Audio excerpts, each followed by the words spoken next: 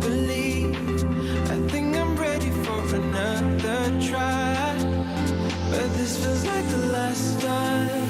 So why did you say goodbye?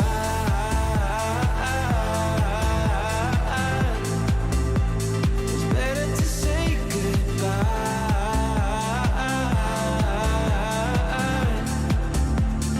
Why did you say goodbye?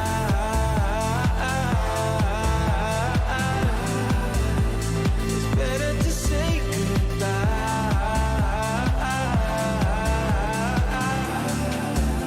So why did you say goodbye?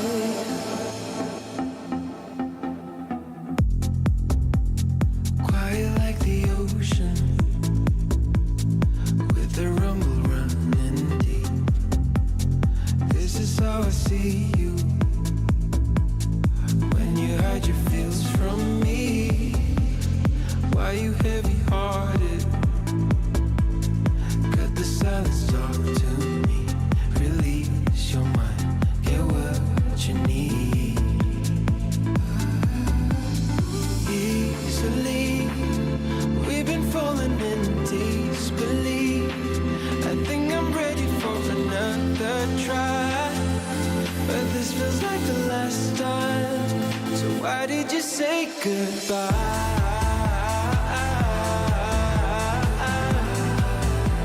It's better to say goodbye.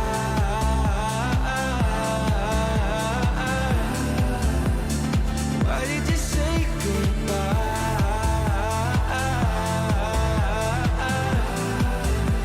It's better to say goodbye.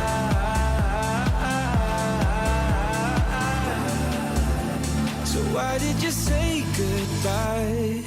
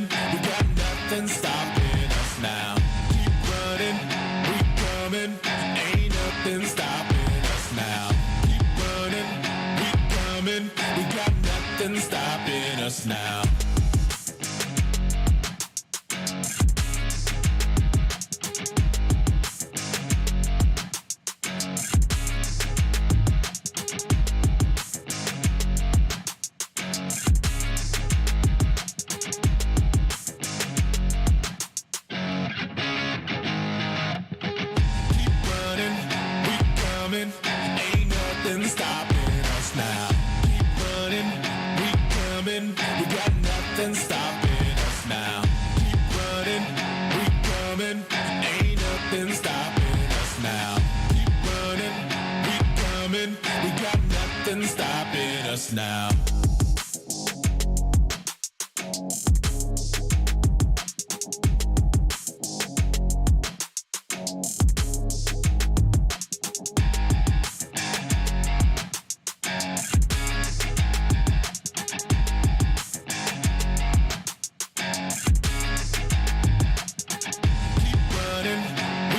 Ain't nothing stopping us now.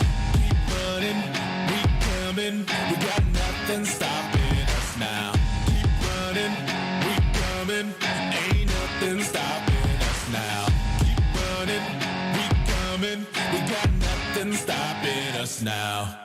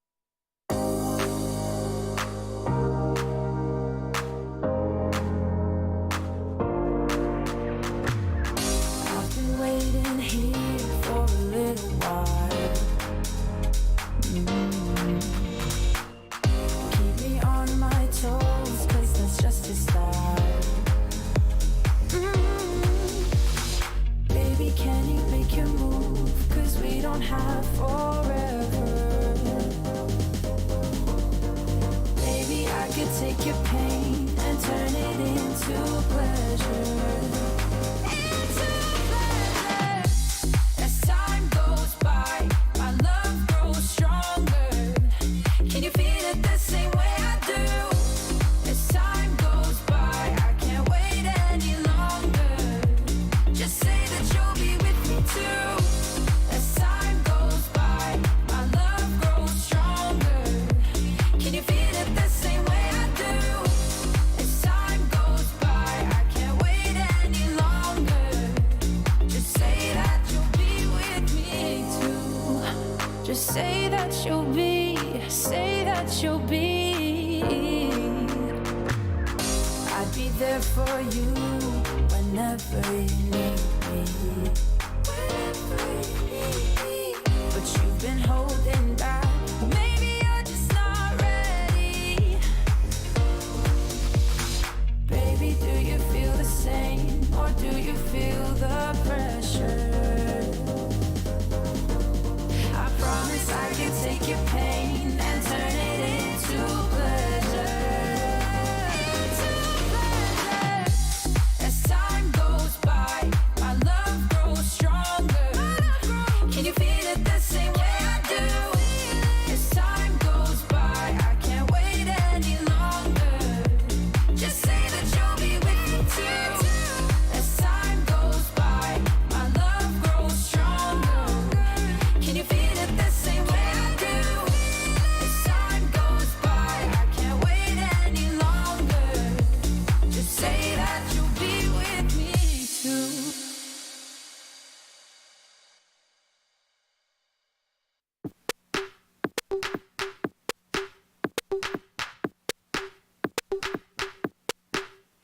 Deep minds, we were forced to be alone.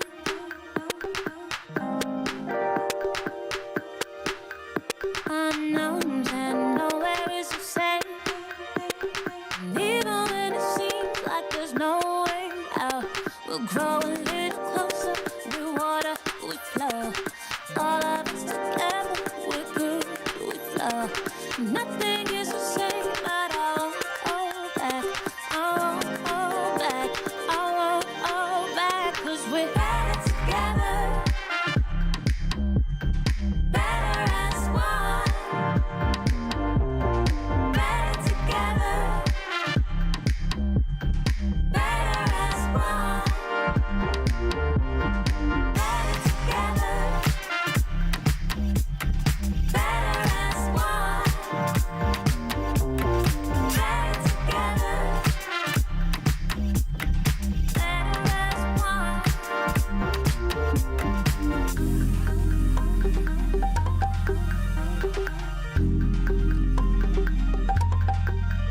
Deep minds, we were forced to be alone.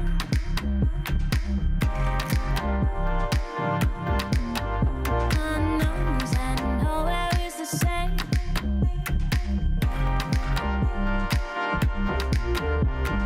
Grow a little closer, we're water, we flow. All of us together, we're good, we flow. Nothing is the same, but I won't hold back. I won't hold back. I won't hold back.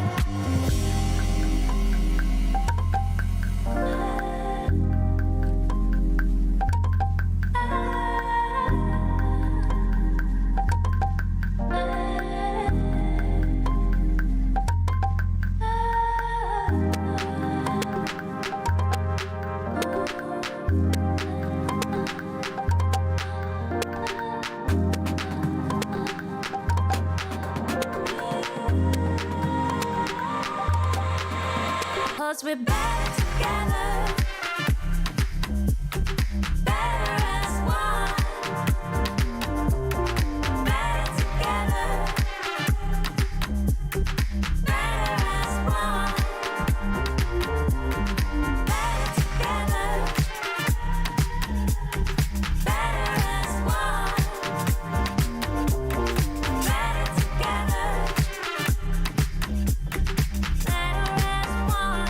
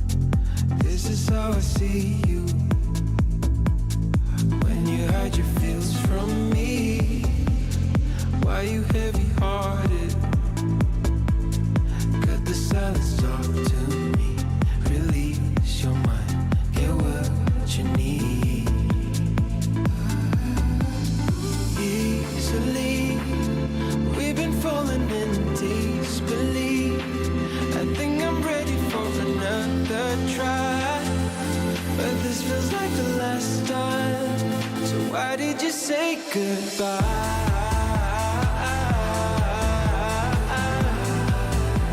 It's better to say goodbye.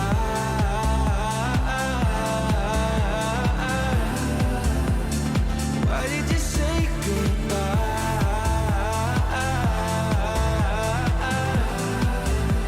It's better to say goodbye.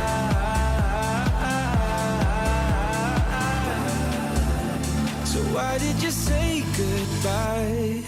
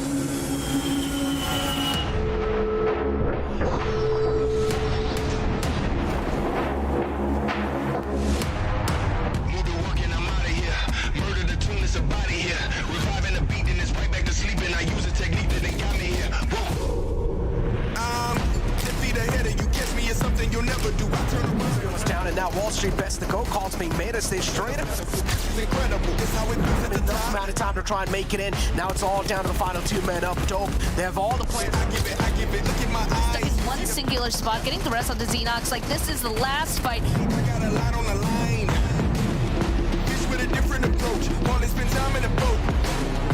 All Glory Gaming, they'll be huge for elimination points, I think.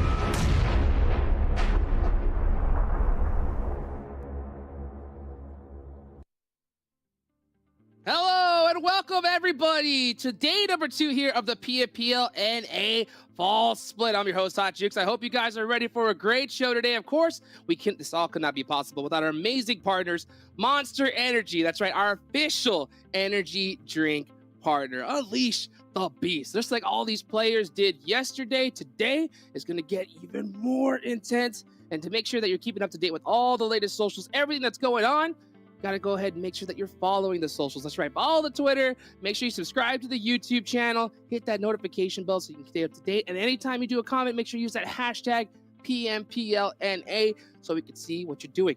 And always, of course, make sure you add us as well. You know, myself, Hot Jukes, and my amazing desk that I got here, none other than the 7 Worlds Gaming and Sandstorm. Oh, he's got that heal kit, ready to get that heal strat going on today. Yo, 7, how you feeling, bro? I'm feeling great, man. Yesterday, we had some interesting surprises with certain teams, too. Surprise, too, from the bigger teams that we expected a lot. As you can see, I was kind of getting ready with that med kid because we saw a lot of heal strats yesterday, too. How are you doing, Sandstorm? Honestly, very excited. Day 2, brand new day, more chances for these teams to prove themselves, and hopefully some of these teams that underperformed in day 1, you guys have a new chance with a brand new day today. Oh, Yep. Man, it's a brand new day indeed. But you know what stays the same? The format, all right? So let's go ahead and explain to you guys what's going on here. It's completely different from every PMPL in the past. No more super weekends anymore. Now every single game here counts because you can even bring some of those points into the finals. Ain't that right, 7? That's right. Instead of super weekends, now everything is pretty much called phases. We are going to have 3 phases. And guess what? After each phase, teams are going to get a chance at winning some bonus points. We will show you those bonus point structure as well. But once we get to the finals, if a team absolutely destroys, they can get a head start of about 80 points at the start of the finals, which is just absolutely insane. It is going to be 3 days, 6 matches per day. And don't forget that the top teams will be going to the regional championships and trying to take on Brazil and Latin America. Ooh, that's what I'm waiting for, and we're waiting to see who is going to be those people in order to do that. But in order to get there, they got to be able to get some points, right? So let's go ahead and re-explain exactly how those points, they're going to be able to get those. We bring up this beautiful points graphic here. First place, 50 points, as you can see. And, you know, 7, just break it down for him. I mean, you can see the large maps right there, 15 points, right? We're kind of used to that.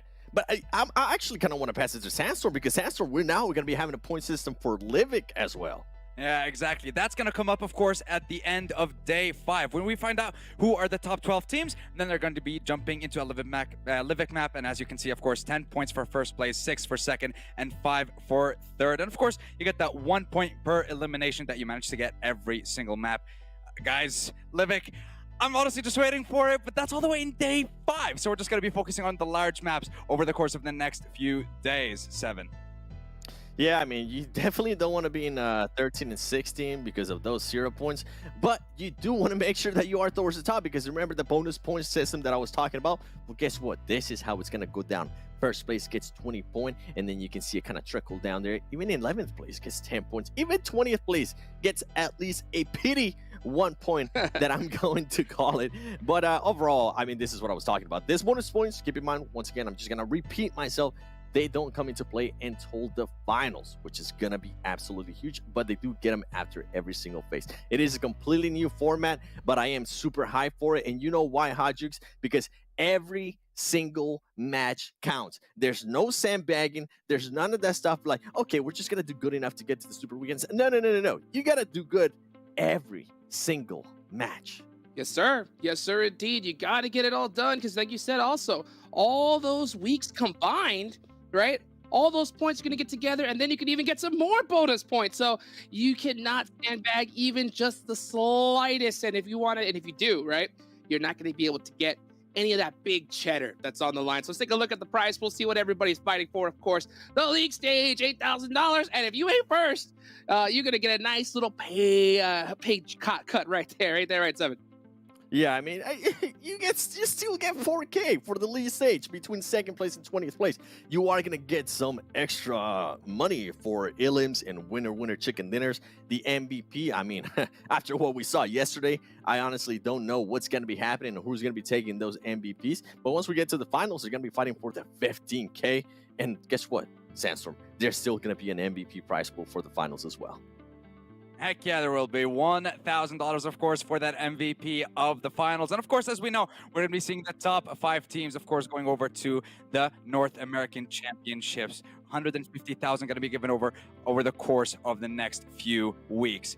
A lot of cheddar, a lot of bread going to be given out to those players, of course, only for the ones that manage to perform at the highest level in those games.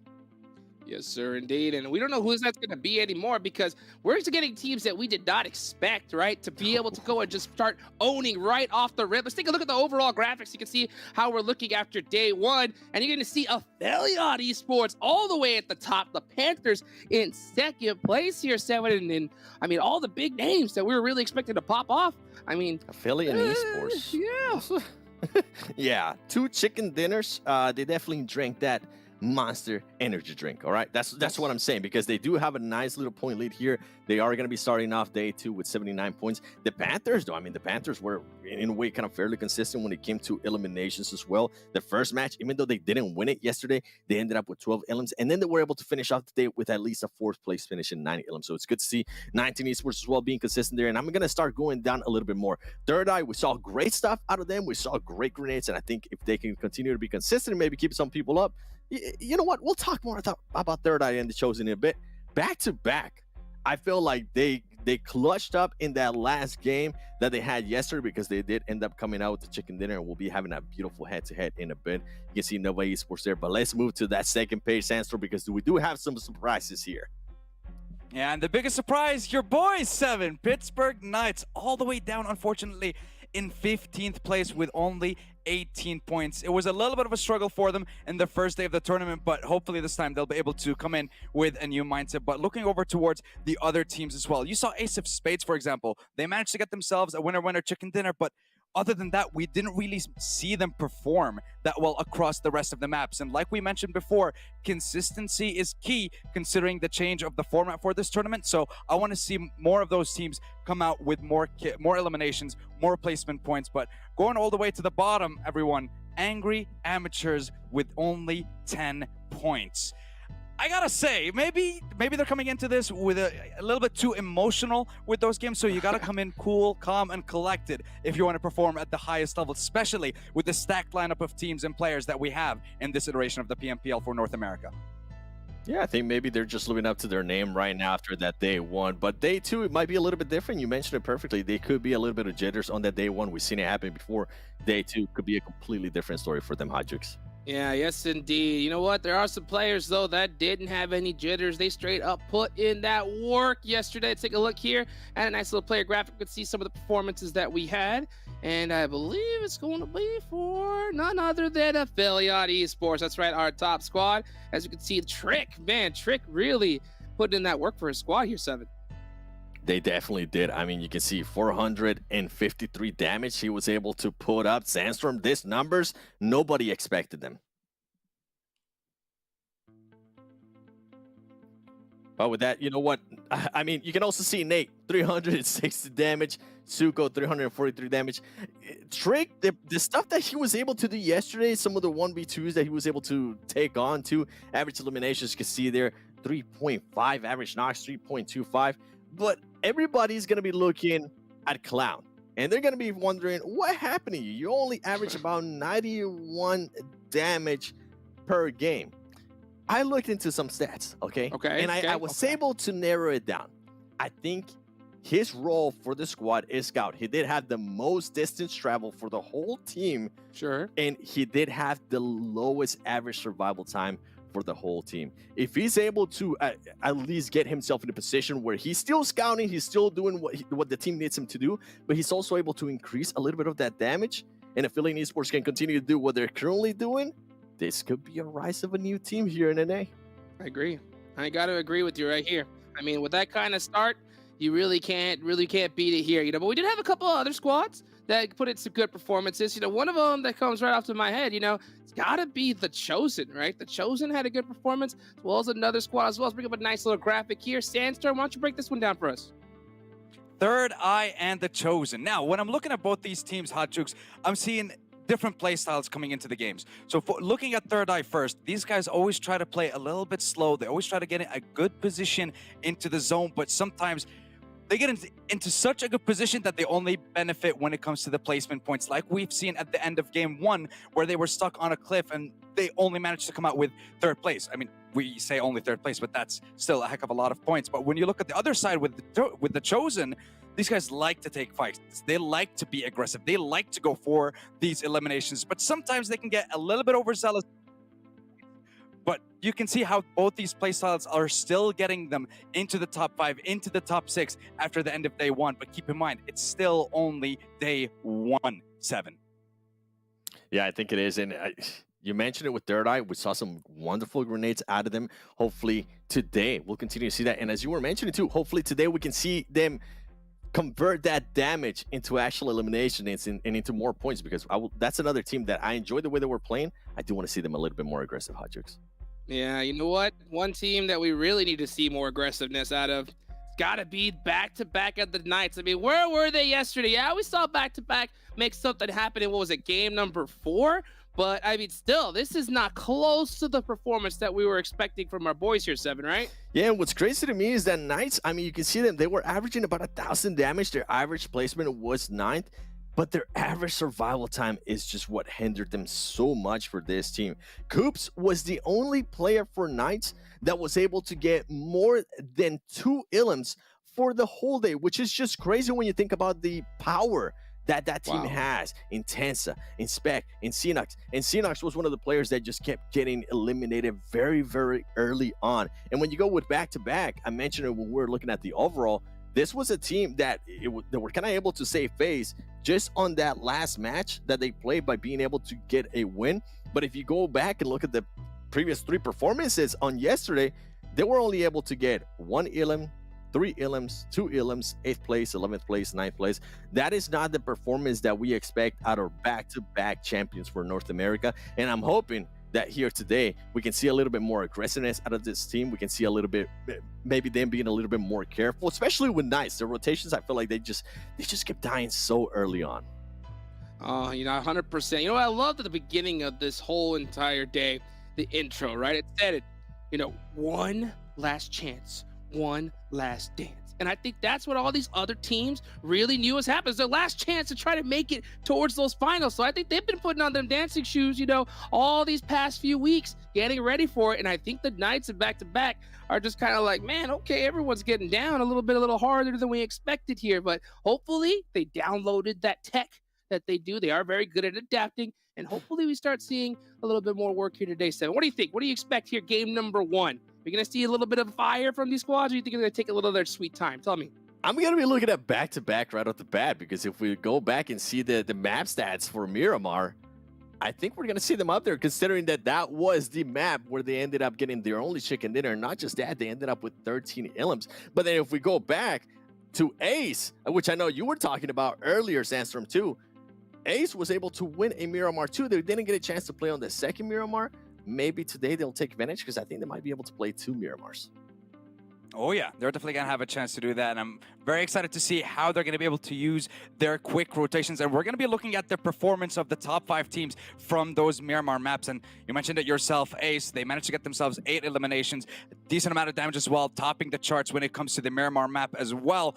But still, you got to look towards the Panthers, who have consistently throughout each one of the maps, they've constantly been able to get themselves quite a lot of eliminations. And of course, we got to mention back-to-back as well. But when we spoke about back-to-back, and we mentioned Knights as well, with them saving face, with them performing well on the last map or the last 2 maps of the day, I think they're going to be able to come in with a better mindset. I'm definitely with 7 on that one as well. So they might be quite dangerous, and I think they're going to be coming out swinging in the first game here, Hot Jukes.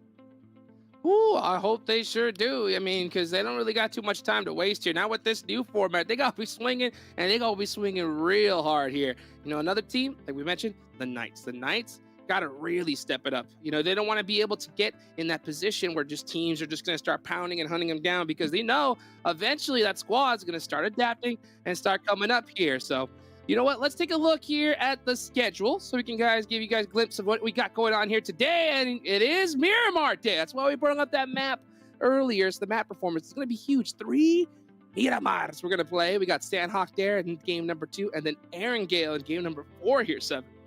And you know who else is going to be happy? I mean, THIRDEYE is going to be happy. They placed second place yesterday on the first Miramar with 4 Ilims. Maybe they'll be able to place against here. And I know you got them sunglasses ready, Sandstorm. Woo! Oh, heck yeah. I mean, look, it's me and you. We're going to be the pilots of the plane. We're going to be taking them into the first map of the day. So make sure you bring your sunshades as well, because, you know, there's going to... It gets really sunny. It gets really... Where are you going? It gets really warm. I don't know about being a pilot, course, brother. really I don't know about being a pilot. I thought he was going to have their shades up and ready, bro, as he popped on in. Let's take a look at the participating teams here, and this is our game number 1. You can see all that whole right side is grayed out because Group E will be sitting out here the first match, but this is going to go straight into Miramar. So you know, Group E, they will be playing in Sandhawk the next match, Sandstorm. Well, you know what? The game is all locked and loaded and ready. Thank you so much, 7. Thanks so much, Sandstorm. Let's go ahead and take it on over to our casters, Zute and Imperium. Thank you very much, Hot Jukes and the boys. We are on to day 2. They've broken it all down. They've highlighted the strengths. They've highlighted a couple of weaknesses. What are you looking for today in the games? Well, I was speaking to some of the teams yesterday, actually, after the matches was over, and a not-to-be-mentioned team specifically by me, I hope does better. So I think you could kind of take a guess at which team I might be referencing to. I'm also is it also that you don't want to mention them because you don't want to cast That's exactly it. I've been known to be a little bit of a caster curse. Apparently Sandstorm is too, so I'm just gonna not mention the team until after they start doing better, maybe. Yeah. There always seems to be at least one caster cursor on a broadcast. Normally it's Maxman. It seems to be obviously yourself and, within reason, Sandstorm for PMPL NA. So hopefully the teams are going to be able to counter that in the best way possible as we get right into game number 1 onto the desert terrain of Miramar. Yep, we got a very southern plane path here heading up to the northwest, just like through the middle of Miramar. There's going to be a lot of teams dropping to the south side, of course, but taking a look at the map itself, many of the loot locations are further to the north. So teams will be getting off to a slower start as they will have to travel upwards to start their looting process. But the big question is, where is that first circle going to be? Because that heavily dictates what kind of Miramar match we will be seeing for the match. Indeed. Certainly that phase 1 plays a big part on how these teams are able to use the terrain to their disadvantage, to turn it into their advantage, to use a disadvantage and try and swing it around in their favor, especially going into phase 2, phase 3. Ace of Spades won the first Miramar game yesterday. I know from talking to Courtney, their manager, that they had a couple of tech issues with the audio in a couple of yesterday's games. They seem to have that fixed, and certainly from her indication, the team are confident coming into this game, especially into today's games as a whole. So I think they could be on the right footing for a decent result.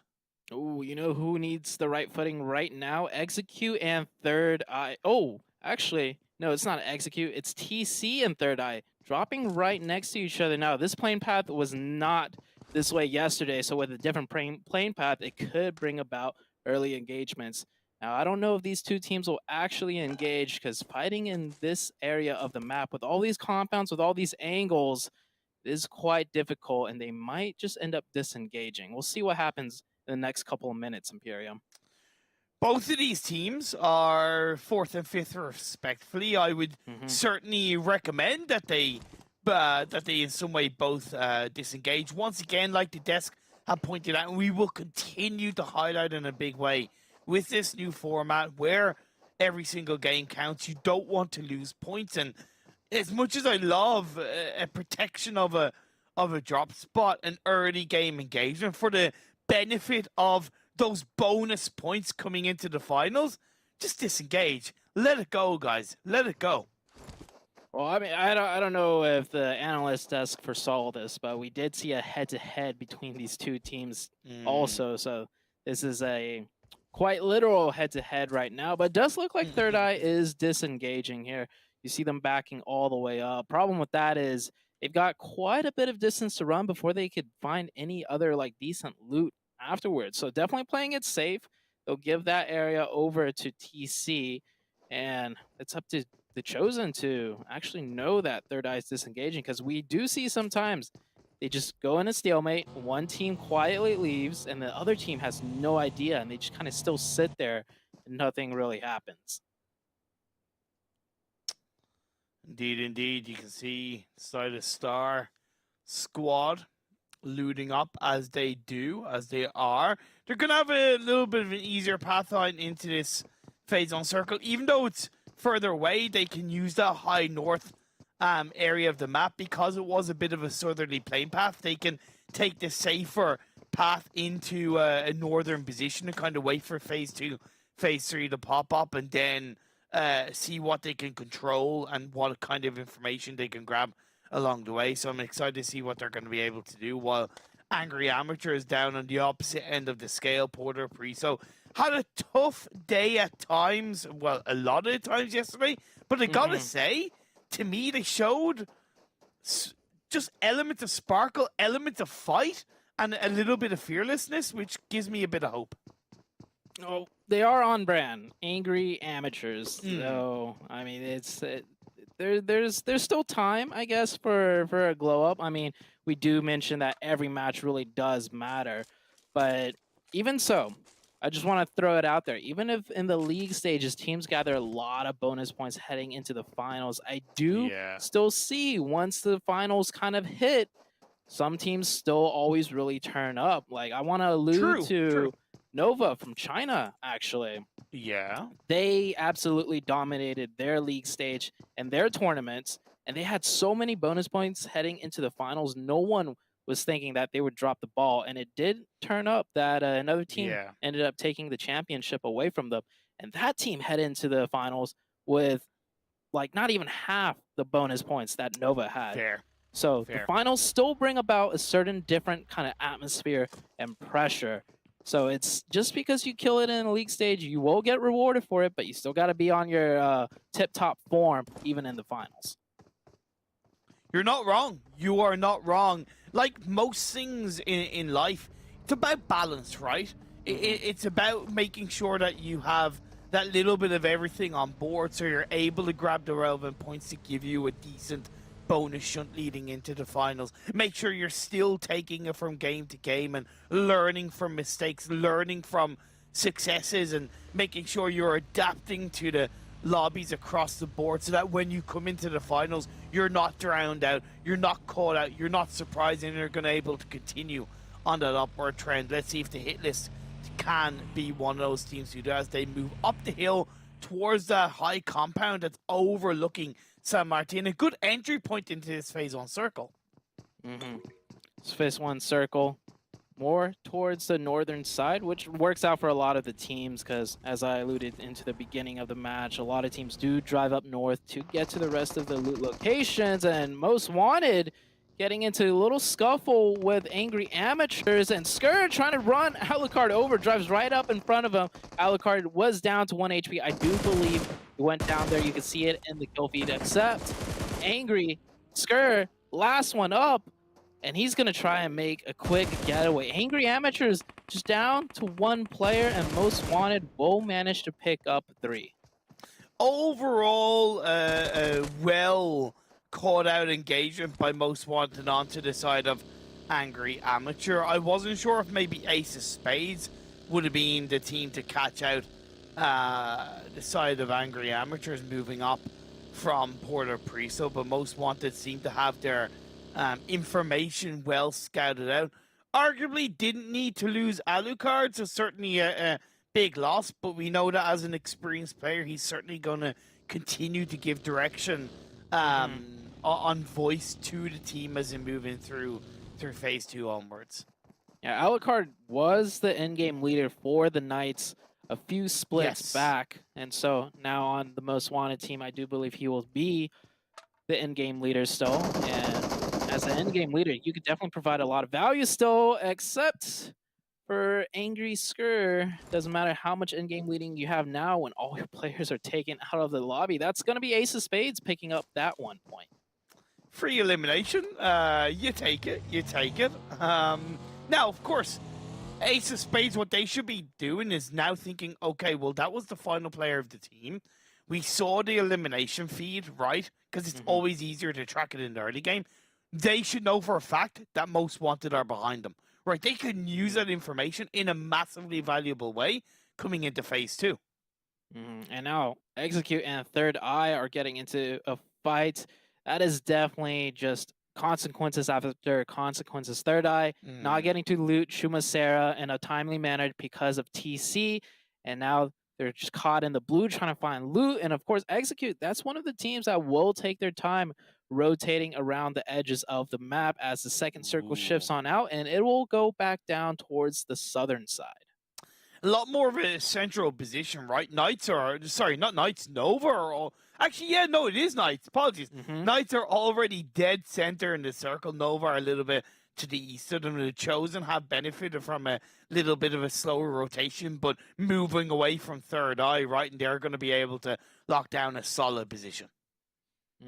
That's a really good shift for the Knights team, and Nova, we're going to see them do probably one of those big 2-2 splits. You can already see it now. 2 on the mountainside, more on the eastern of the map, and then, of course, 2 dead center on that high hilltop. Ace of Spades driving right by Most Wanted. Of course, with that shift and their rotation pass, they are going to be colliding against each other. Versa, with that beautiful mullet, driving that Marauder right into a junkyard. Oh, brilliant. Absolutely fantastic. And this is where Ace of Spades have adapted to this phase 2 quite comfortably. Junkyard is a great position to lock down on this eastern side of the circle. I also appreciate the hit list, right? I highlighted that compound that they had overlooking San Martin, not committing to the city, waiting for phase 2 to pop up. It's given them great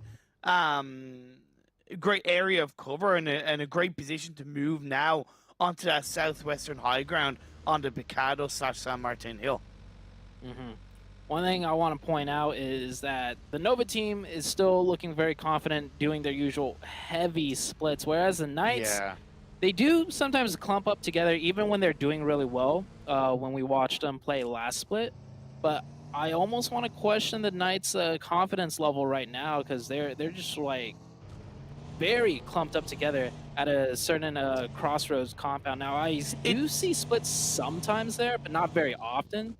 So maybe that's why they're not electing to have like a 2-2 split with 2 players across the road from one another.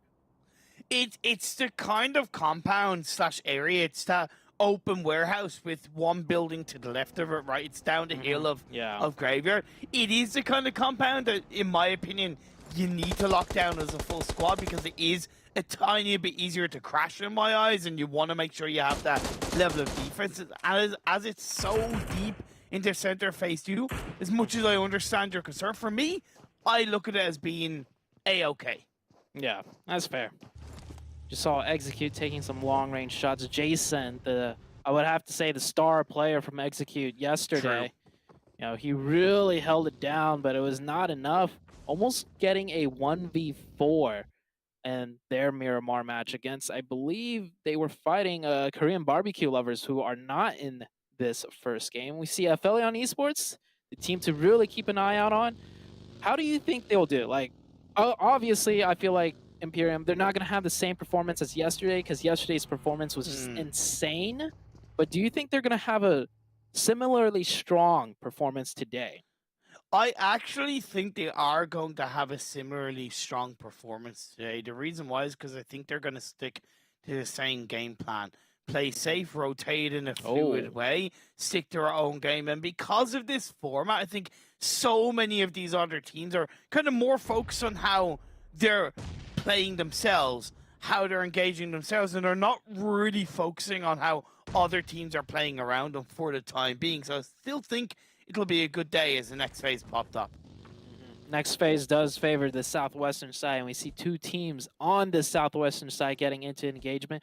It is Execute. So Execute knew this area was taken because we saw Jason firing some shots off earlier. So I don't know if they got misinformation that maybe the hit list left, or if Execute's just feeling really confident and just wanting to take more territory, wanting to take more grounds, and bully the hit list away. Except the hit list, they are a team that is not afraid to fight. I've seen them take multiple 4v4 engagements yesterday to varying degrees of success. We'll see how this one goes for Execute and hit list.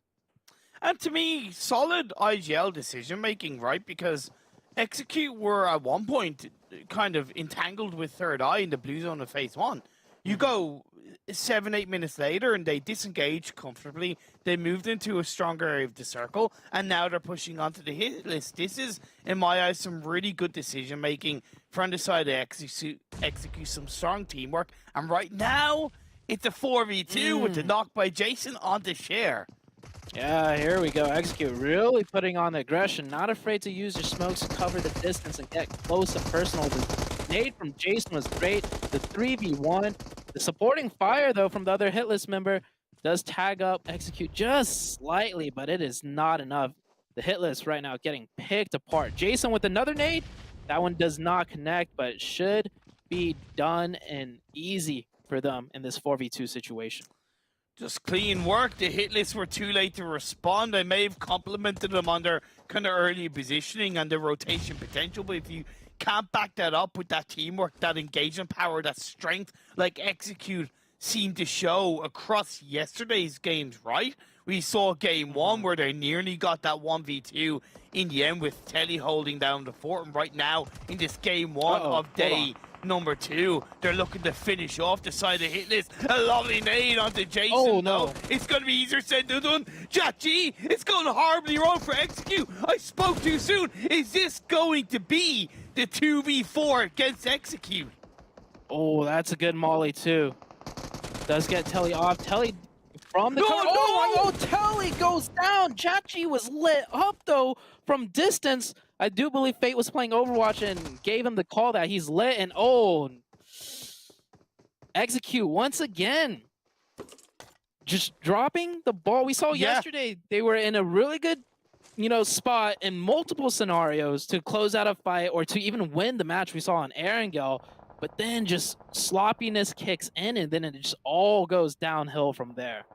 I've so much that so many questions about that and how it went horribly wrong in the space of like 2.5 seconds, right? We saw two completely different teams, but in the meantime, the next phase popped up, it's centered up, and teams are going to have a much tougher time because we have a road right in the middle. The open ground to the graveyard side on the east, very little area to really play around unless you have that position locked down. Oh yeah, this zone, barely any cover whatsoever. We're gonna see more teams, more players than usual go out by this circle shift. But back to back, once again, in a decent position. They just need to make sure to keep their vehicles safe. That spot is notorious for getting their vehicles shot out. Meanwhile, the Knights, I'm not sure what they're gonna do. They're in a spot where they can rotate into the zone. They do have some line of sight into the next circle that they could control. So I think they're just going to play it slow. Like I mentioned yesterday, you don't want to go in front of these teams. You need to clear out the sides. And that is exactly what the Knights are doing right now, taking some shots at HQA downrange. Slow and steady indeed, Zute. You kind of want to leave it somewhat as late as possible inside this phase 4 to move into the northeastern edge of the circle if you're Knights. And of course, get a little bit down and dangerous, down and dirty with those shots to suppress the likes of HQA moving in. Back-to-back do have that golden compound now on the northern edge of the circle, overlooking San Martin hillside on the northwest. Outside of his own, Luba does go down. That's exactly what Knights are going to be looking for. We saw the Panthers a side that were not afraid to pull out the eliminations down on the southeastern edge. Definitely. Well, we even see in the kill feed right now, play zone. Oh, Fishy taking a little bit of a tumble right there. Fishy knocked himself out of the car, I believe, and Nova really putting in some damage into the Knights. A nice Dulu spec as they try and rotate in. That's that high ground that Nova had earlier. Versa here tossing a nade, not connecting. The Panthers had a really spectacular day yesterday. I would say very consistent performance. Like, they are second place overall. So I want to see them be consistent today once again. And Brady, ooh, nice little lean peak shots right there. That's 2 elimination points for the Panthers, and they're on the edge, right where they want to be. The man that I expected to be the MVP from yesterday's games, but it was tricked from APHELION, that kind of a survival time being a big boost in that regard. Ace of Spades were involved a little bit in that initial point of engagement, but they moved away. Now they have the Chosen in front of them down on the southern side of the Graveyard Hill. Nova opted to go for the north, and they engaged onto the side of PK, and they won that fight overall. But now it's Dope who came in a little bit further behind PK, looking to bite the bullet and get the shots onto Nova. But Nova are going to have a different word to say about it. HQA are eliminated. Oh, Dope. Alexi from the blue zone putting in massive damage onto the Nova side. Does he get that other knock? No, he does not. First aid, will that come off in time? Nova down to 2 members with 2 players knocked. Once again, the oh, never mind. No way! No way! Illusion and Alexi! That was Illusion with the nade over the dip of the hill while taking shots from back to back. Got this squad wipe onto Nova. They don't know what hit them. Incredible stuff from Illusion. A bold play. High risk, high reward. Well, that was certainly rewarded. Yeah, I was just about to say, you know, Nova very resilient. We see 2 members knocked. They'll probably be able to get them back up, but no, that one nade just absolutely decimated all of the dreams from Nova this match. G1 doing some nice little buggy flipping right there. Hopefully he'll manage to sort that out. Back to back though. This Miramar game, back to back. 4 players strong, great positioning, using a similar location as yesterday's Miramar match. They are very comfortable playing in this area. I know they were hyped up big time, and they certainly did somewhat underperform in yesterday's games, slowly getting into the flow of things towards the later games yesterday. And now in this game number 1 on Miramar on day 2, they are feeling the flow. Currently on 4 eliminations, they were able to get elimination point in front of them, and now look, covering their backs, it's WALLSTREETBETS looking to bet their lives against this engagement onto back-to-back, but no knocks coming through for the time being. You have Killswitch and J7 covering another angle. It is a little bit of a 2v2, but they got to make sure that they have those angles of pressure to slow down, suppress, shut down the players of WALLSTREETBETS. A little bit of health on board. J1 has to try and survive, tries to strive, but 24K is right beside one molly, one nade inside the smoke. That's going to be easy peasy lemon squeezy, but enough. Polo gets knocked from behind. Yeah, Polo gets knocked, but luckily for Jayway, he does manage to catch one with the molly, and they do have teammates still at the original compound providing pressure fire onto WALLSTREETBETS. That's why WALLSTREETBETS is forced to prone and slow down their push, but this nade, oh, very close. Jayway will manage to stay alive, and will start getting the revive in. And WALLSTREETBETS, the second nade from 24K, though, that's going to open it up for them. Ace of Spades go down. They took the engagement against the Panthers, and for not the first time losing it, Jayway looking to lose his own life as he's trickling down. The bloodshed from WALLSTREETBETS is hurting the side of back-to-back. That 2-2 split not really being the most successful protocol from back-to-back inside this phase 4. And now with this incoming next shift, it goes up the northwest, right into the loving arms of WALLSTREETBETS. WALLSTREETBETS and the HITLIST. The HITLIST is going to be contesting this area along with WALLSTREETBETS. Back-to-back is still alive with just one player out of J7, so he's got to do his best Snake impression right there, and Snake and prone his way through. WALLSTREETBETS and the HITLIST going head-to-head now.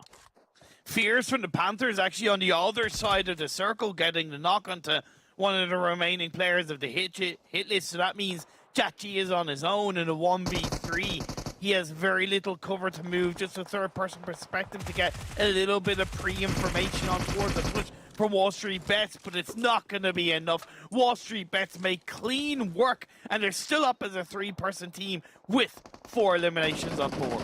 I love the proactiveness out of WALLSTREETBETS. They had the zone, but they didn't just sit. They knew they had the advantage, and they went ahead and took it. The Panthers, meanwhile, having to cross wide in the open due to that hard shift, getting pieced apart by TC. He's going to hop into the buggy and probably group up with Chico, because Chico, or is that Chico? Yes, that is Chico. Yeah. Just chilling in the shack in the zone. So they will have a spot to play with. They will have hard cover.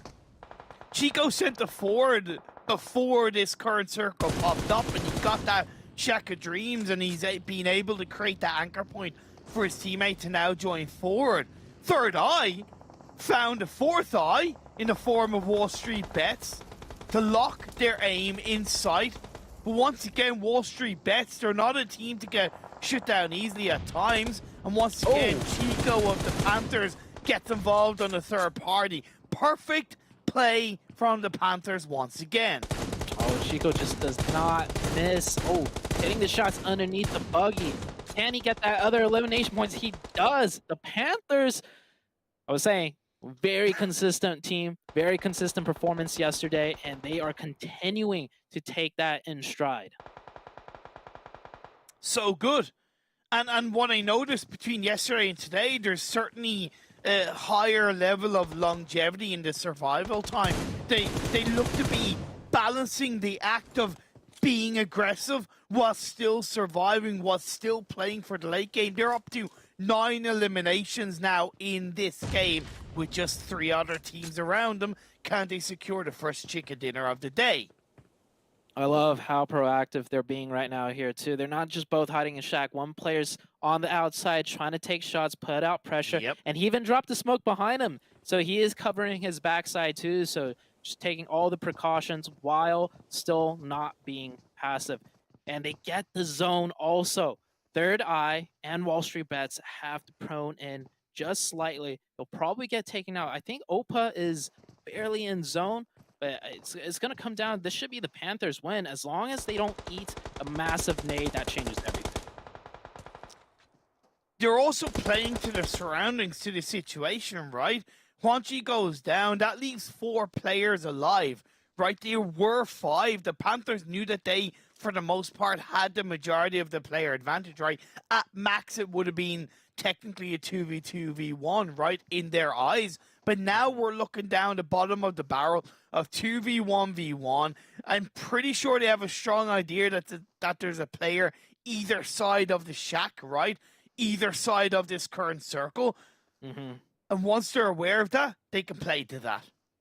If I'm not mistaken, the 3 teams left are the teams high up on the leaderboards. We saw the head-to-head between THIRDEYE and TC, and they're both here. And the Panthers, as we all know, 2nd place, and they're about to shoot themselves up potentially into 1st place. 2 versus 1.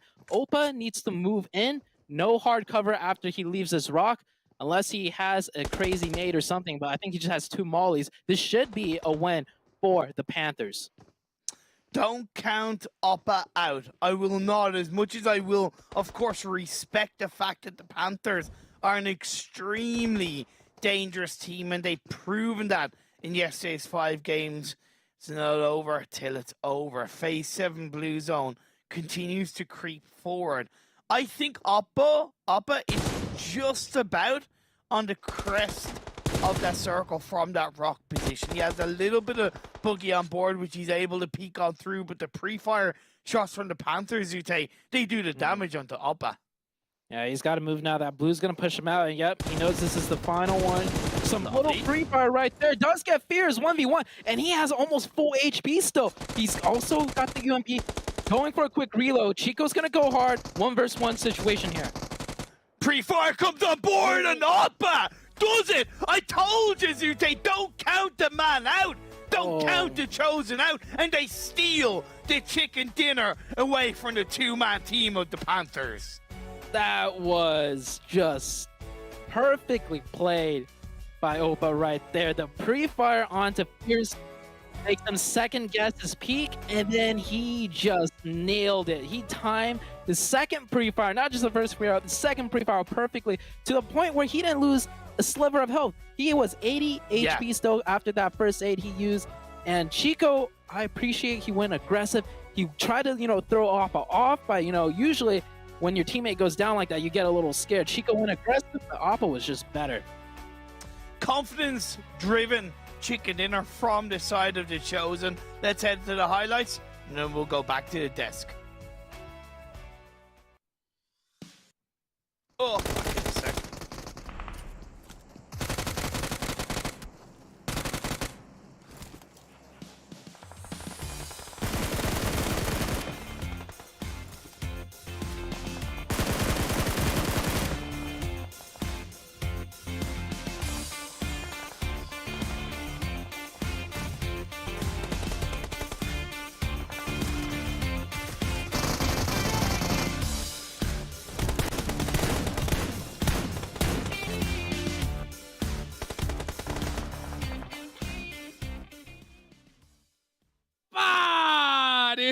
Oh, baby!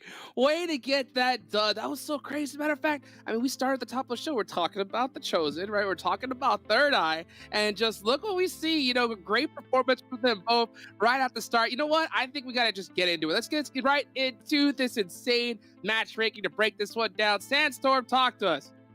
This is what we talked about, Hot Jukes. Chosen, they like to go for those fights, and we've seen what Uppa managed to do in that 1v2 at the end. And THIRDEYE, once again, just playing towards the very edge of the circle, playing very, very passive up until the very last second. Like we saw, the last member of THIRDEYE was even trying to sneak in rather than maybe trying to go for a fight, maybe going for a knock, maybe even get himself another point, another elim. But now we can see the Chosen, they're just constantly practicing, and they get themselves that winner chicken dinner. 23 points, 8 elims at the end of the day. But the Panthers, again, they are just rolling through the server right now, managing to get themselves another 10 points through those elims as well. But we do also have to talk about Dope Esports. This is the first time that we've seen them show up in the tournament, and it's really good to see that we're finally seeing some of those teams come in with a new mindset into those games as well. And when we go down to the rest of the leaderboard as well for this game, back-to-back, again, consistently managing to find themselves and put themselves in the middle of the zone, get themselves a couple of points, but I still feel like they're missing a couple more things. And going down towards the end here, Pittsburgh Knights, once again, they were very, very passive once they managed to get themselves a place in the zone 7. So I'm not sure what is going on with the Knights in this game.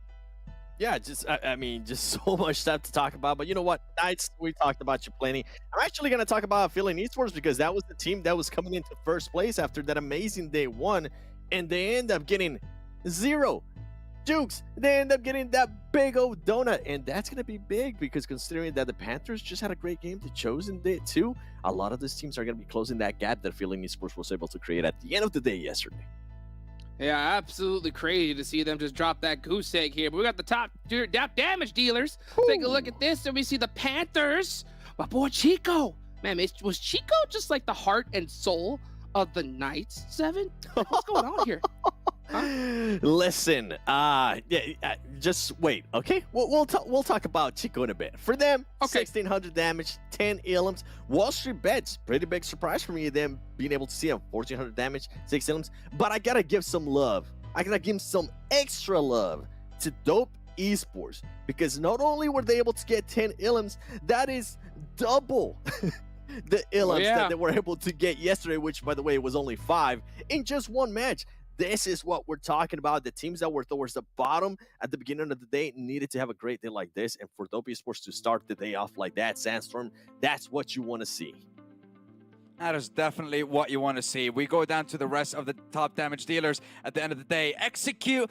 I feel like we got to bring it up. This is the second time that we've seen this squad get themselves an advantage in a fight, and then somehow they just manage to, I guess, just crumble under the pressure. They managed to throw, to choke. I don't know. All of it kind of works in this situation, but they really have to try and play a little bit slower, be a little bit more calmer when you're trying to finish those fights. This is not the execute that we're used to, Hot Jukes. Definitely not the team that we're used to. I mean, I think this is not a lot of the teams that we've seen a lot on this leaderboard that we're not used to, but we're seeing some new names, right? Some new powerhouses come up, and they are making something happen. And that's what I like to see right there. You know, one team that I need to see more out of, without a doubt, has got to be back-to-back, right? Back-to-back is one of those squads that we expected a whole bunch. They're the back-to-back NA champions, and we still need to see them wake up a lot. We saw a little bit of that wake up yesterday, 7, but today here at the start, I mean, what do you think? I'll tell you what, and this is the reason why I want to talk about this team. They were able to put up at least 5 elims. It is a Miramar match, which currently favors them quite plenty. What I am enjoying right now is the way that my boy Jay is playing. He was able to put up some great points yesterday, and it's good to see that today he's able to continue on that type of consistency. Now I want to see some of the other players step up. A player that actually didn't have a great performance yesterday overall was Killswitch. So even though the numbers might not be super crazy, for him to be able to get 253 damage and then on top of that be able to get that elim, that's big. And he was also able to increase a little bit on his average survival time from yesterday too. So in a way, for back-to-back, it's baby steps. They're starting to find their groove. This is a great start for them. No, they were not able to carry that full momentum that they got from getting that last win yesterday on the Miramar. But this is the kind of trend that we want to see out of back-to-back Hodges. Just keep on improving. Yeah, okay. All right, I guess we'll take that. Because at the end of the day, I want to see them just go nuts off the start. But you know what? Hey, I'll take a little improvement. This is what we've seen in the past. But remember, this is a new format, right? It's a new format. They can't be messing around for too long. So we'll give them a little break for now. But come on, boys, right? You and the Knights. Let's get it on over here, right? Okay, now, 2 squads that just absolutely kind of went crazy, Jukes, right? We saw the Panther. What? Talk to me. You know what? And I feel like we have to tell the viewers this. By the way, for everybody, if you see anything that you enjoy, feel free to tweet it at us. Hashtag PMPLNA. Make sure you go follow all the Twitters and all that stuff. But a lot of the feedback that we're giving at this teams is because we know what happens with NA when we get to a global stage. So we are already thinking, okay, the stuff that you're currently doing here is not going to cut it once we get to the big boy leagues, okay? When we get up against the teams that, you know, the teams that I'm talking about that are going to just absolutely destroy you, and they're not going to allow you to do that step to step, just that little improvement. So that's where the hard love that we're giving out is coming from. Absolutely. Hard love because we want to see them big boys coming up towards them globals that are coming up soon. Now, 2 teams that have been pretty big boys here today, right? Gotta be the Panthers at THIRDEYE. 2 great squads putting in a lot of work. Sandstorm, talk to them. You can see the difference once again. THIRDEYE, I want to see a change in their playstyle, and Imperium himself, he mentioned it on the cast. You need to find a proper balance. You need to find the proper balance when it comes to getting yourself enough elims and also getting the placement points. THIRDEYE, you have the placement points on lock. Again, you started yesterday getting yourself into the top 3 spot, but again, not in the best position in order to be able to get into the last couple of zones and maybe get yourself in contention for the fight for first place or that winner chicken dinner. But 7, the Panthers stats are absolutely ridiculous. Yep. Yeah, average 10 elims. Survival time is absolutely crazy too. And we were talking about something too. That is the Chico from the Knights, and that's what you were mentioning there, Hodges. Maybe Chico was the piece that held everything together for the Knights. And something that I mentioned yesterday for the Panthers, and I'm hoping to see here from Chico, is that he gets to flourish more. He might not have that big support role that he had during the Knights. Maybe he has a different role here that can allow to showcase his skill. It didn't end up happening there on that last match, but hey, for right now, the way the Panthers are playing, he's playing a pretty big role on that. And he's not the one that's currently leading in the elims for his team, but you can see that he's still able to provide that support for the team. Well, I'll tell you what, Chico's been putting in a whole bunch of work. Let's see if he can do it again here in this next match. Thank you so much, 7. Thanks so much, Sandstorm. Let's go ahead and kick it on over to our casters, Imperium, Zute. Let's get us ready for some Sandhawk. Thank you once again, gentlemen. Indeed, we are going on to the jungle train of Sandhawk. Zute, welcome to the jungle. We've got fun and games right on your screens. Oh, yeah. Okay, so a quick nod to the Panthers. Been mentioning the name Chico a lot. I also want to shout out Fierce on the team. Fierce used to play for Lazarus. So the Lazarus team completely split it up. They were a decent team, too. Some went to Execute. Fears is on the Panthers now, Yeah. and Joey's on Korean barbecue lovers. So everyone split ways, but all 4 players had a lot of talent, and it's great to see Fears on the Panthers because I think, once again, just like Chico, it really works with their style. Very high aggression. Definitely. They take their fights, and of course, the OGs on the Panthers shouting out Brady right there, taking the highest elimination spot and highest damage. Now, this Panthers team looking really good. I want to see this performance out of them, like this pacing, this consistency throughout the entire tournament or the entire split. Last split, we saw very, very bright flashes out of the Panthers, but then sometimes they were just nowhere to be seen. Definitely getting that consistency locked on board is certainly going to be valuable in this newly evolved format. Phase 1 has popped up already, a little bit of an elimination in the feed. I think that's one of the Execute players. They went for a pretty wide split on that Northwest Island. One of them went onto the mountain, in which a couple of the HQA players landed on, and they got the elimination point. Yeah, HQA and Execute, I don't think this is the first time either. Last split, they both wanted to contest for that giant mountaintop. Yeah. And it would go back and forth. I think Jason, there must have been some miscommunication because at a high level, when you're jumping out of the plane, you are expecting some certain aggression, like split-wise, and no one else dropped with Jason. Jason dropped alone against 3 players of HQA. There should have been some type of pre-plan, like if we're getting contested, we both commit, like Telly and I both commit, or I pull off. Instead, neither that happened, and Jason went down for free to the side of HQA pretty much. Definitely going to kind of give them the benefit of the doubt for the time being. Will they give back-to-back the benefit of the doubt if they lose this little bit of an engagement? Well, right now, J-Way is kind of on his own, so Will, if that's the case, he's able to at least pick up one elimination, goes back onto the sniper tower. Communication is going to be the key to get his teammates close on by. You can see Polo's rocking up to the other side of that south boot camp hill. Shots will have been heard, by the way, from the side of Star Gaming, who are inside boot camp, so they could technically get involved in a third party. Back-to-back will want to be aware. Yeah, I love how the lobby's different here, and everyone shuffled their drop spot as J-Way with a nice little flank right here. And, well, back-to-back, they're just going to crunch their jaws in because 4 bros are sitting ducks right now. Actually, they're more like snakes, but fangless snakes. They're just scared right now, hoping to survive, but back-to-back, they smell free points. Definitely. 4 bros struggled yesterday. They picked up only 17 points in their 4 games. That's not really the kind of average that we're going to be looking to see from them, and of course all the teams across the PMPL NA. But like the guy said, today's another day, and it's another chance to try and evolve your gameplay. It's not a good start in their first game of the day. Again, we have 4 different groups playing in this game too. Group E, should I say, joining in for the first time. Group D out of the mix. Back-to-back continue to lay the pressure down.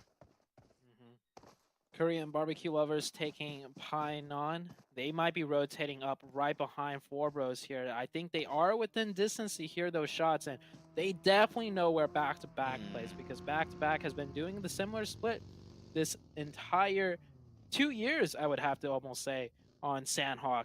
So with that being shown in the elimination feed, Korean barbecue lovers, they might take advantage of this, or they might just rotate all the way around.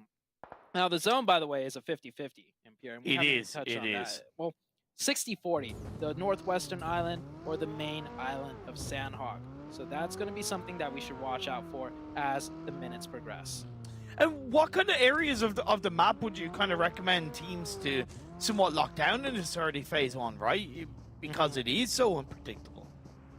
You could honestly pull off a 2-2.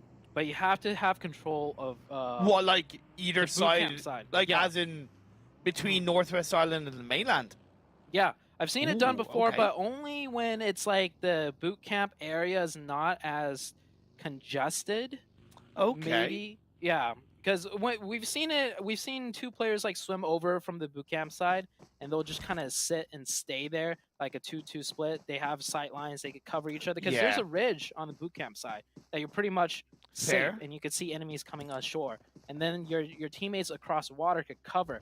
But Star Gaming, the team that could pull that off, they're just sitting right in boot camp, which is fine too, because it doesn't favor that northwestern island too much.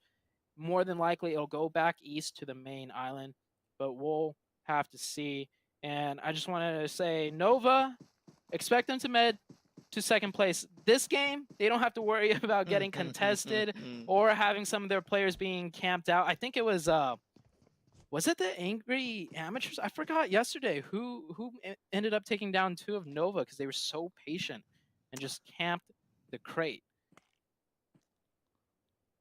Doesn't come to mind. Not gonna lie, that was a game where I had severe tech issues, so right. Everything was completely flustered in my eyes, so I barely remember a thing. But I'm sure you're right if it was Angry Amateurs. To be fair, WALLSTREETBETS moving away from the Kampong region of the map. HQA did go for that 3-1 split initially, picked up an elimination point onto Execute, and now they have Hating and that kind of northern edge coastal line locked on board. I think it's quite impressive to me that HQA are actually sending a player onto direct coastal line as looking in the water, because it's not uncommon to see teams go for a bit of a botation, right? They might not go quite as close as Hating, but in terms of being aware that that could be the case, I like that from HQA. Cover all your grounds.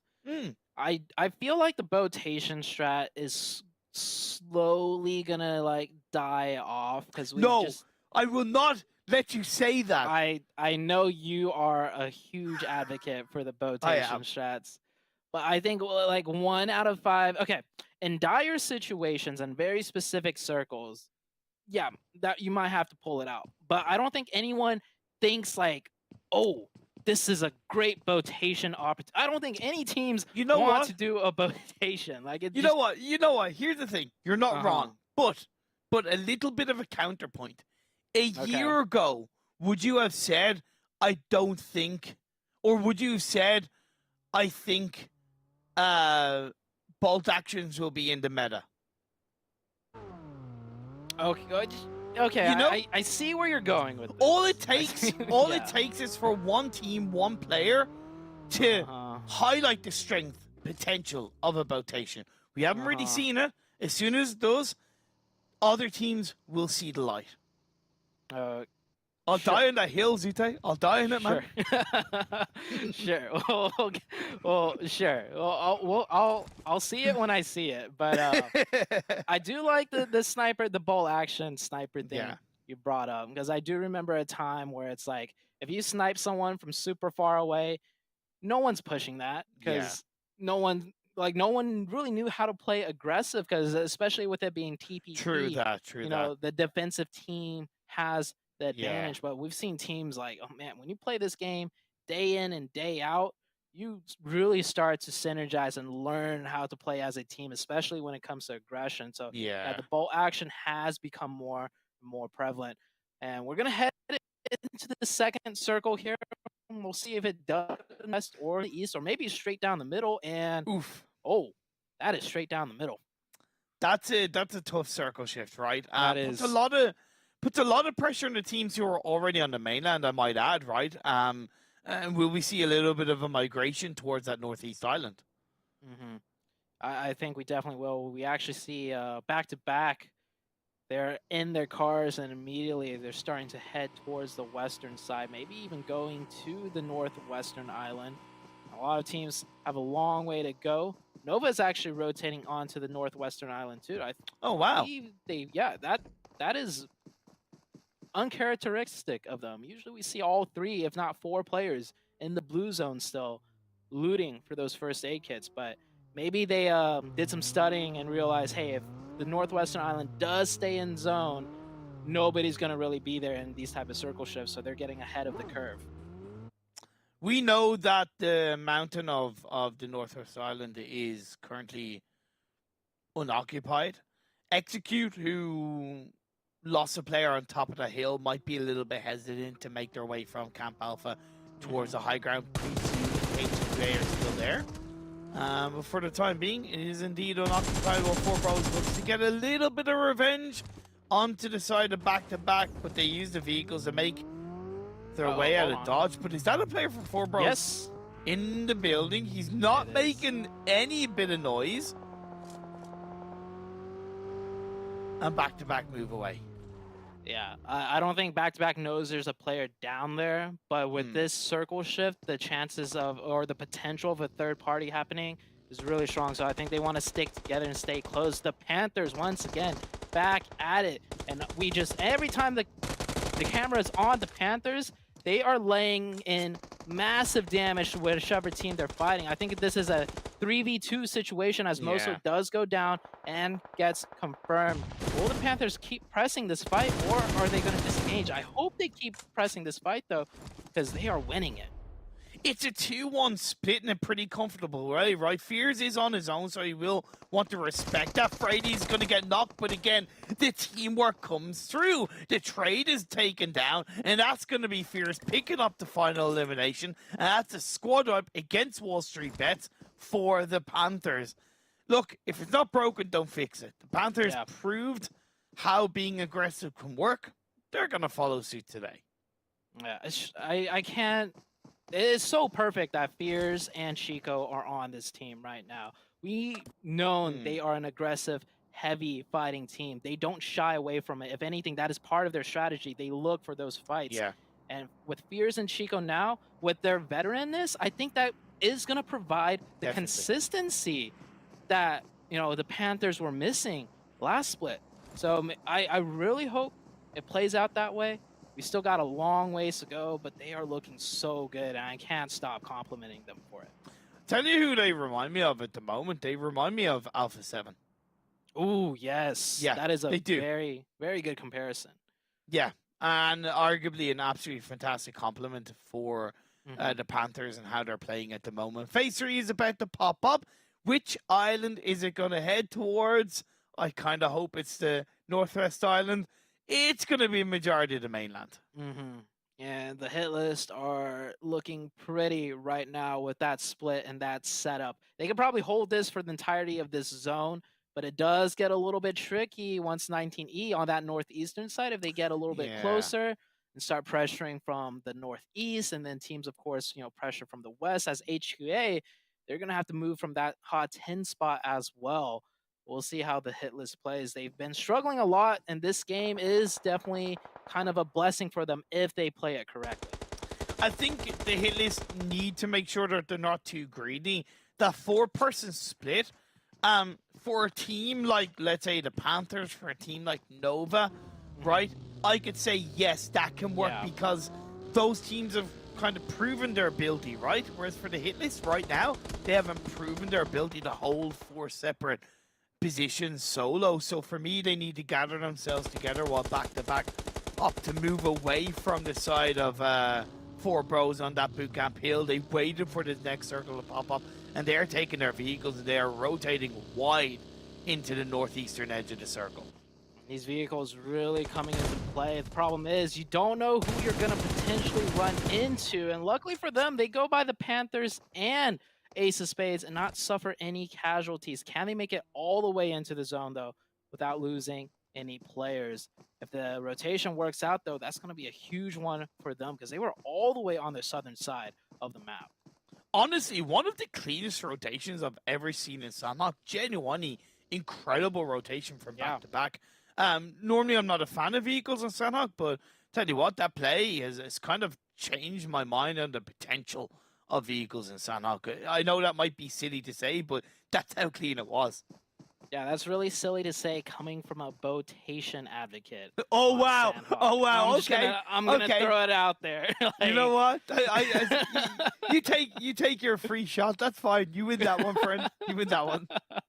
Yeah, I mean, I would take a vehicle rotation on Sandhawk any time of the day over a botation one. The only time I would say a botation is good and better than cars is on Erangel when it's a military zone, because those bridge camps get so messy. But heading back into the action, Star is finally leaving boot camp, but maybe a little bit late as other teams have set up in front of them. This dope team has a nice spread on 2BZ, taking down Pappy. and Star are in a world of hurt. Oh, Alexi, you couldn't ask for a freer elimination, but Dope have got to make sure that they react to that as a team, right? Alexi's kind of a little bit caught out on his own. The molly flies through, the grenades fly through, but as he throws one in return, and Knock is going to get put down to the ground. A second one by Alexi. You know what, Dope? You just kind of continue to relax. It's going to be basically a 1v4 like that. Great play by Alexia as arguably a solo in that engagement. He just sank 2 3-pointers, no problem. That was a hard, like, grenade throw. It was uphill. Yeah. He was behind a rock. Not only that, he had fire underneath his feet. I don't know how that Molotov didn't touch him. It just spread literally all around him, and it did not hurt him whatsoever. But yeah, he picks up those 3 eliminations. Dope will pretty much end up taking out that team, but they got a long ways to go as the next circle did shift, and it centers right where the circle was previous. And Alexi, 4 eliminations. Dope Esports, the team that struggled tremendously, and did Chico just pull off a 1v2 there? I don't know exactly what went down between the 2 teams. It was inside the blue outside of Paradise Resort. But all I'd arguably say, it's Chico doing Chico things, right? That's pretty much it. Now, back-to-back are going to look to do back-to-back things as their back is against the wall of the building, trying to engage onto the members of Third Eye. But there's more than 3 eyes looking into the direction of back-to-back as they hold down the fort inside this compound on the southeastern edge of the circle. Nobody finding a position to third party at the moment, potentially there for 19 Esports, maybe Korean barbecue lovers, but this is an isolated fight. And back-to-back find and knocks. Gwanda is one of 2 players remaining for Third Eye, himself and Peaceful, but they're in opposite ends of that compound. This is going to make it a little bit easier for the side of back-to-back, but a pre-nade on the other side of the wall will confirm J-Way. Ola has to slow back down.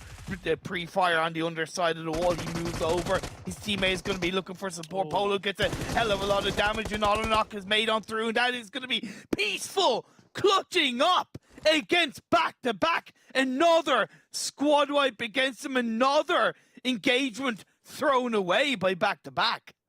All right, Third Eye, the desk was talking about they need to be able to pick up those elimination kills. Peaceful just pulled off an insane 1v2 right there. 1 sliver of HP, and he finishes off that fight. That is back-to-back taken out. Third Eye showing that they know how to fight when the time comes too. I like this rotation, by the way. It was in the current phase when they popped up by Ace of Spades. They were around that kind of Paradise area. They went for a line rotation around the likes of 19E, and now they're looking to engage onto the hit list, who did converge together a little bit more conveniently. The Chosen knocking down and taking out a couple of the 19E players, so now it's just Rad and Baby Tang left alive.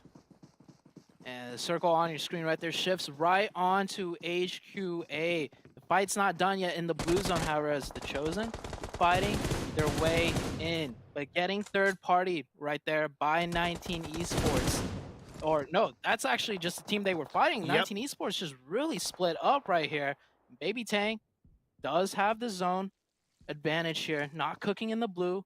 All he has to do is camp Opa out. But we saw what Opa could do when his back was against the wall the previous game. He could just run in the open, potentially take down Baby Tang. Ace of Spades fighting the hit list, and the hit list goes down. They were not able to hold that terrain. They were not able to hold the split that they had earlier. And Ace of Spades, with that nice rotation you mentioned, will be 4 strong and take the high ground. Execute get eliminated. So does the Panthers. This is where we start to lose the kind of solo scragglers, right? The blue zone starts to become a little bit more painful to deal with inside this phase 5, and anybody that's outside the circle, it is every man, woman, and child for themselves. Ace of Spades Versa picking up one of the chosen players as well, so they continue to lay down the law on that northeastern edge of the circle, but so do Dope trying to deal with Korean barbecue lover. Quan from behind, one of the players from Dope is knocked, unlikely to get revived back up because of that damage. He only has 1 more first aid left alive as Third Eye go down. Oh, stops the first aid to try and confirm a point right there. I think he might be able to pull off that last first aid off still. might be cutting it close, and Illusion does pull it off, but can he make it into the zone without getting shredded to pieces? HQA right now just have free reign over everybody. The zone continuously blessing them up until this point, but it does shift on to Ace of Spades, who have 4 players up, and HQA are just down to 3 with 4 teams remaining. It's just stragglers and a free win for Ace of Spades if they play this correctly. Surprisingly, out of the 3 teams that are left alive, 2 of them are kind of fighting somewhat either in or just outside the circle. So this is going to be a little bit of an unorthodox ending. You can see HQA have 3 players alive. Nova, they're the team that are healing in the blue, unsurprisingly, while Ace of Spades, you highlighted, they have the circle, they have the control, and they're looking for their second chicken dinner of this PMPL NA Fall split. Not a knock, converged into a confirmation, converged into a squad wipe. 9 eliminations and counting, unlikely to get the 10th as the final player. Nova Esports heals for a 2nd place finish. A site that we are quite familiar with, Nova 2nd place with numerous first aids still left. But Ace of Spades, that rotation got them that chicken dinner. Well, first they had to take down the HITLIST, who had control of the hillside. And like you foreshadowed, the HITLIST, you know, looking really shaky. You weren't sure if they will be able to hold that split, or even if they condensed, if they will be able to hold it. And Ace of Spades did end up taking him out. But I just want to say, the Panthers, though, every time the camera was on them, some team was getting decimated. Yeah. Like, yeah. Whether, like, when a camera flashed on Chico and he was the last one up, well, we just saw, I think it was MEZEXIS, 2 of the MEZEXIS players just went down to Chico there. Man, Panthers just tearing through the competition right now. I don't think they've lost a single, like, fight so far.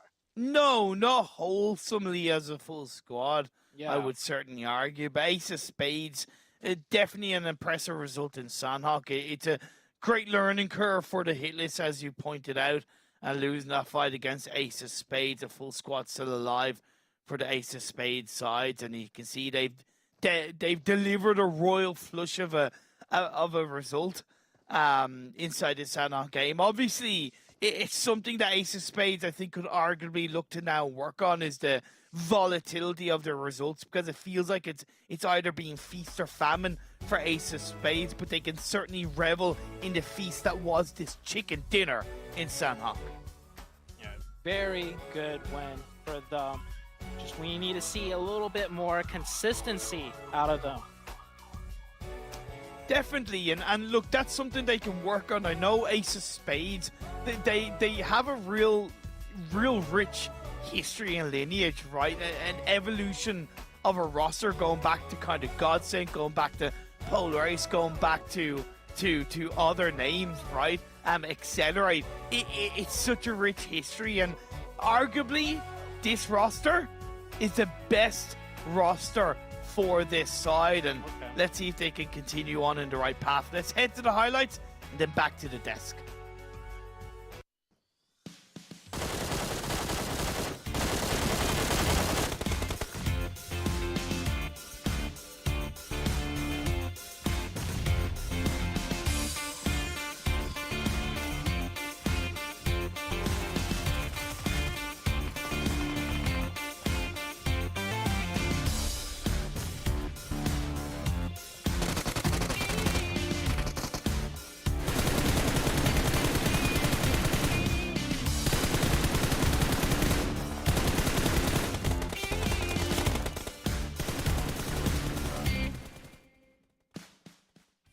The Mullet King has risen once again. Ace of Spades getting that beautiful chicken dinner there, and we love to see Koi, dude. Good old Koi. Getting them first aids over and over. Back again. Nova doing what they normally do, getting that nice 2nd place finish. 7. I think we got to just jump straight into the match breaking so we can take a look at it right now. At 7, tell me what you think about this. Your boy, we've seen him before. The Mullet legend, Ace of Spades. 24 points. 24 points for them. I mean, not bad. 9 Illims being able to get that chicken dinner with Ace of Spades. I am gonna wanting to see. I'm gonna want to see what they're gonna do after this chicken dinner, because yesterday they got a chicken dinner and they pretty much just absolutely shut down.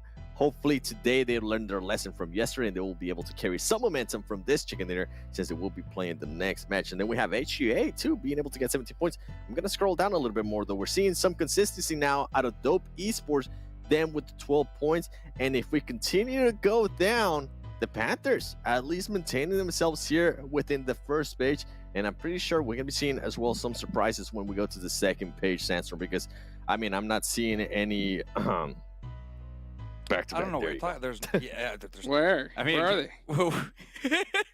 I mean, we saw them in a fight with THIRDEYE.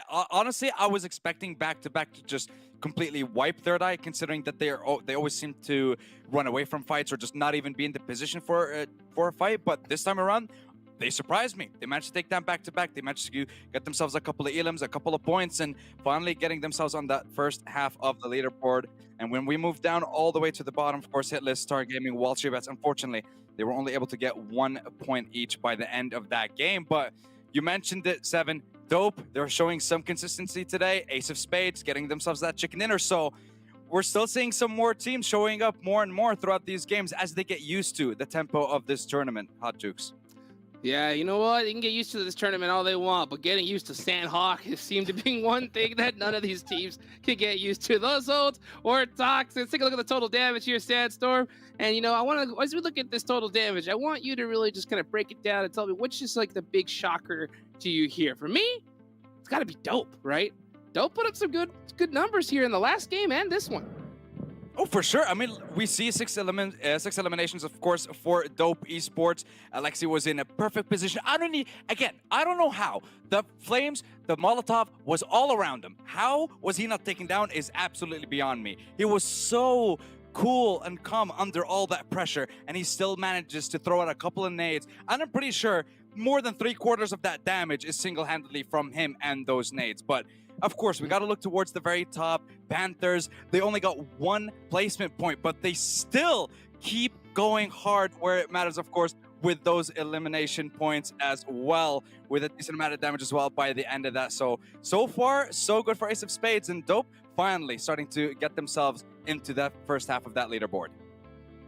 I'll tell you what, it's good to see Dope have a good day today. 1 squad as well. Gotta talk about the Chosen, right? Chosen had a great game on that last one. I think it's good to take a look at their comparative stats from this day today versus yesterday, Seven.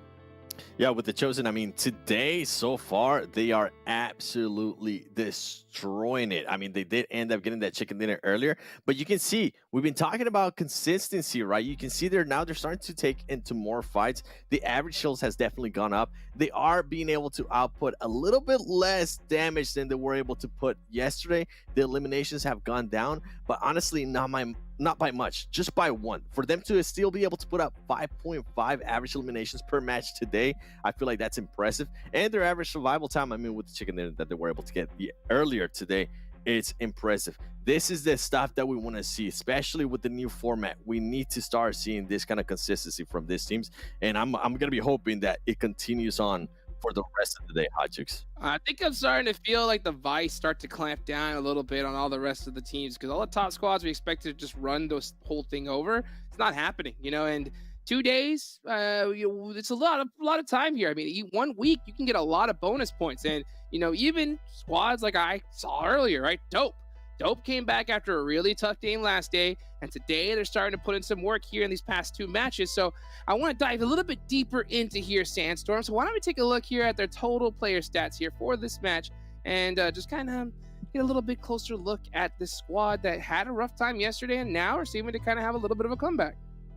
Yeah, there you go. He only received 17 damage when it comes to Alexi and Dope Esports at the end of that Sandhawk map. He managed to get himself, of course, those 4 eliminations as well. By the end of it, I feel like he also got gifted a free elim as well. Just, you know, casually looking over, saying, oh, who's going to be rotating? Who's moving? Who's coming out of the open? And then all of a sudden, he just sees someone just coming out of the water like Aquaman and manages to get himself just a free extra elim right there. But, I mean, apparently I was wrong. All the team kind of stepped up in this game. Illusion, Casper as well, putting up those high damage numbers when it comes to it as well for this game. But it all came down to Alexi at the end of that game. That was a very stellar performance from him and from his squad as well. But now you guys have to keep it going for the rest of those games. What do you think, Seven? Yeah, I'm pretty much exactly with what I was saying with the Chosen. And you just you have to continue on with that consistency. It can't be an up and down, especially with what we saw yesterday. It's a little bit scary, right? We don't know what's going to be happening for the rest of the day. We don't know what's going to be happening maybe tomorrow. If they continue to show us a steady line of consistency or maybe a little bit of an upward trend too, that's going to be perfect for them. Yeah, we're going to be seeing that a lot this whole tournament because, I mean, this compared to the last ones, we kind of had a whole different type of storyline, but here it's the truth. It's the truth, right? We got to pop off every single match because it matters so much. And I am really looking forward, like my eyes are already towards those finals and just thinking like, what is going to be that squad that is going to have that huge advantage in points? Or is it going to be pretty relatively even, you know, 7 bonus points, right? If we can see something like that come up, how many bonus points should we give to the most heals? That's my question. Absolutely 0. Don't even start. Okay. don't, that's not even a question. Nice graph. It's a great thing. Straight line. It's a great thing that they're able to get some points. You can see. Look at the little line towards damage. Did you see that? 2,000. 2,337. Actually, it's a big line. That's an above average line. At least in my and you know what? That's a record so far for PMPL NA Fall Split. We're gonna keep on that. And if for any chance anybody at home while watching this stream sees anybody just have an amazing heal stat, please tweet it at us. Okay, use hashtag PMPL NA. If anybody can beat those 2,337 heals. Oh, Koi. Hey, that's 12 points. All right, so you do you. Hey, take it to the bank. Take it to the bank. Like I said earlier, hashtag PMPLNA. Don't forget it. Don't forget it. Lock it into your brains because it's something that we all want to keep a close eye on. Guys, thank you so much for right there at the bottom. Right there at the bottom. You see those names. Of course, we could not do this without our amazing partners. That's right. Monster Energy, our official energy drink partners here for the PMPL NA 2022 split. Guys, make sure you unleash that beast. So, get your which team do you think needs to get their most Monster Energies? I'm going to say the Knights once again. Let's see if they're going to be able to get it finally done in this next one as we move on to the game. Imperium, Zute, take it over. Thank you very much, Hot Jukes. We are into game number 3 of the day, and tell you what, if I'm ever feeling sick, Zute, I'm not calling an ambulance. I'm calling Koi from Nova. That's a good one. That's a good one. He's got a lot of first aids, definitely. This time around, though, on Miramar, we're taking a flight towards the northern side, so not the southern side this time around, and we'll see where the players jump off of.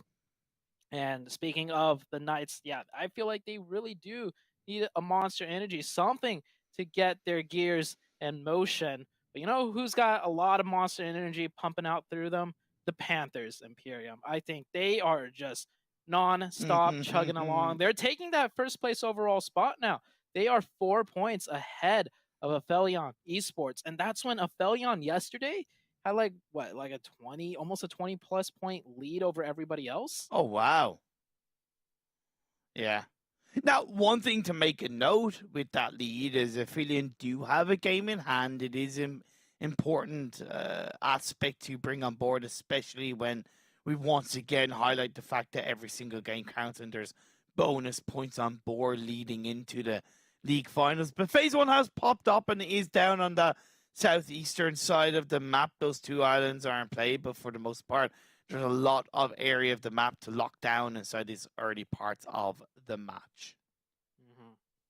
This should be a better game for the Knights, hopefully, especially with that zone and the fact that they do have Picado within their control as their drop location.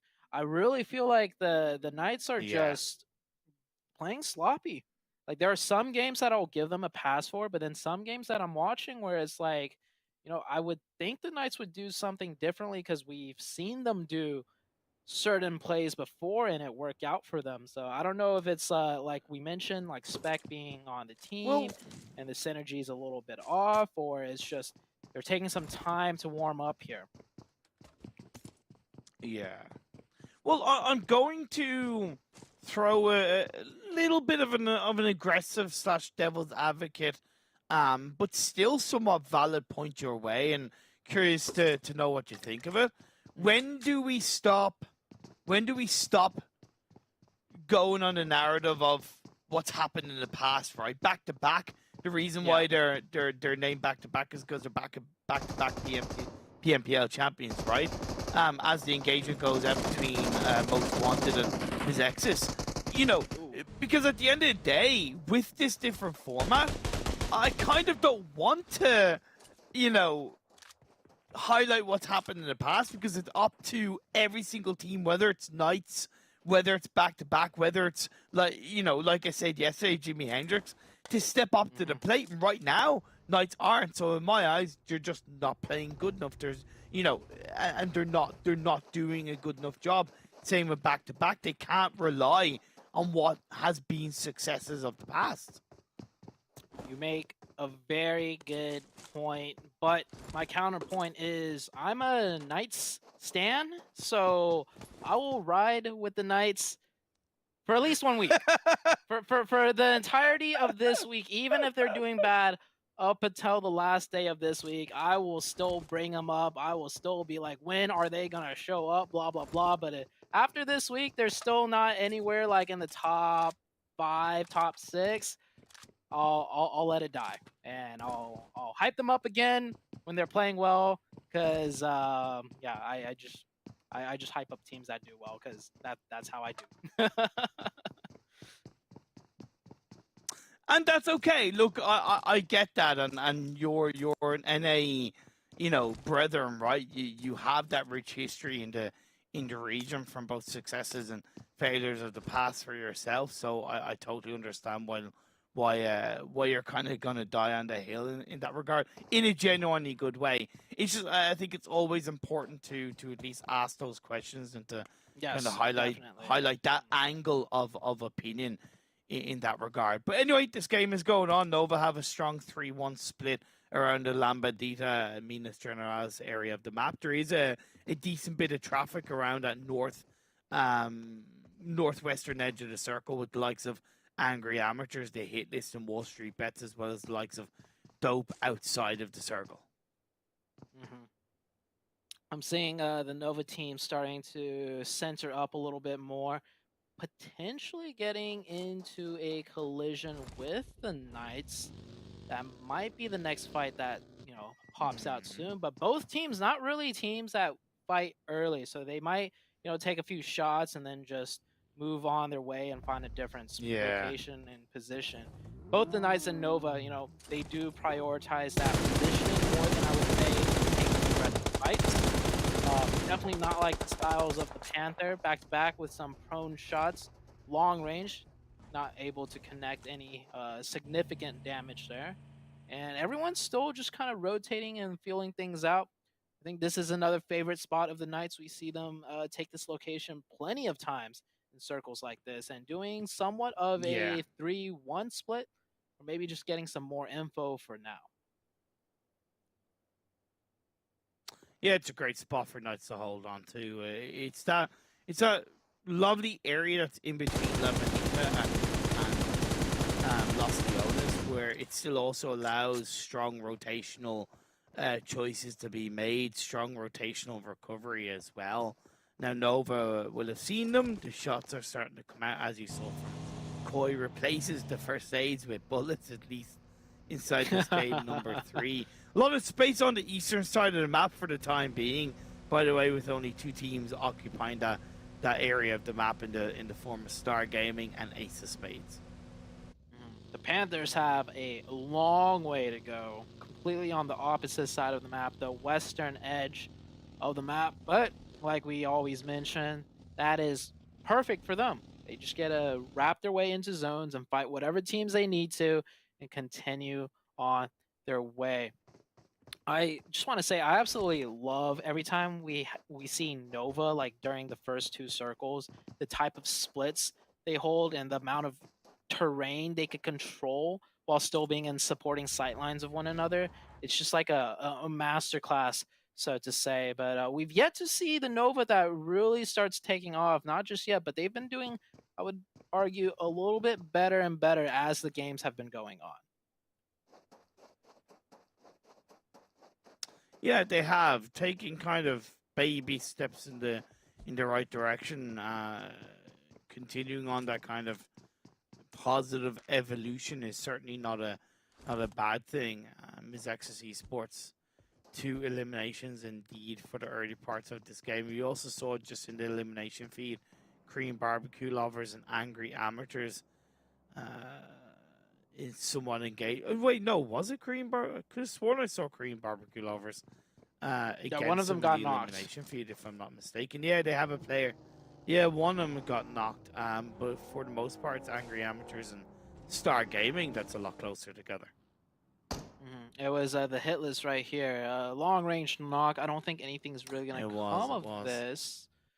We do see Flash moving down there, but I think he's just going there to support, not really to engage completely onto Korean barbecue lovers. And probably a good idea because the next circle is about to shift and everybody's going to want to take their time to do the rotations and find better positioning. And look at that Nova split right there that we were just talking about earlier. Lab and Dita and another player of Yi all the way down to the end of Los Leones. And the circle centers up perfectly for everybody to continue to position on up. Yeah, certainly one of the more boring circle shifts, but I certainly won't argue with it, right? As much as I'm a little bit sadistic in terms of wanting awkward, painful circle shifts, having one that still allows these teams to flex their ability to reposition, to set up controlling areas of the map, will lead to overall greater entertainment later on in the game. Sometimes, though, if you are in the center of the map and the circle centers on you, it's almost not a good thing because this is still the early stage, meaning this just allows for more teams to kind of surround you. And then when you get into a bit of a harder shift by like circle 4, you have all these teams that are just sitting around you because everything just kept centering up, and you might actually run into more trouble than if, you know, it hard shifted earlier on, allowing you to kind of, you know, visually predict where teams are based on the harder shifts. But we'll see how this one goes. And I'm mentioning all of this because, you know, the Knights are still sitting pretty, but I'm noticing a lot more teams, you know, starting to take up positions all around them. And when that circle shifts off the Knights, if it does, that could lead to some trouble for them. Nova themselves as well, a little bit to the east, have a risky enough kind of 2-2 split, if anything, extending into a little bit of a 2-1-1 split. So curious how that's going to play out. Angry Amateurs, you saw, they were around Star Gaming's area, and off the back of the circle shift, they decided to wrap around on a rotation of Star Gaming and get deeper into the center circle.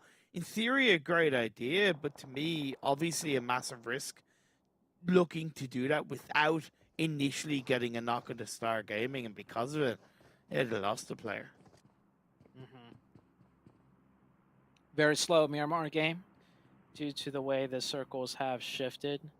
Even the Panthers right now, you know, having kind of free reign, not really running into any teams as they're coming in. Third circle, though, is going to set up a lot of fights because we still have 61 players alive, and I don't think anybody else is really going to go down. We might lose like 1 or 2 other players at most before the next circle shifts out. Star Gaming here, losing some vehicles, though. That's never good, especially on Miramar. Korean barbecue lovers did not lose that player. The revive came through the hit list, opted not to engage on that in a more aggressive way, and moved into a more comfortable position for themselves on the Picado Hill. They do send Jachi a little bit more forward into the edge of the circle by Graveyard, preparing for this next circle shift, possibly incoming down on towards the south eastern side of the map. Where is it going to go, Zute? What kind of positions are we going to see for these teams. It's a hard there we shift go. over to the east.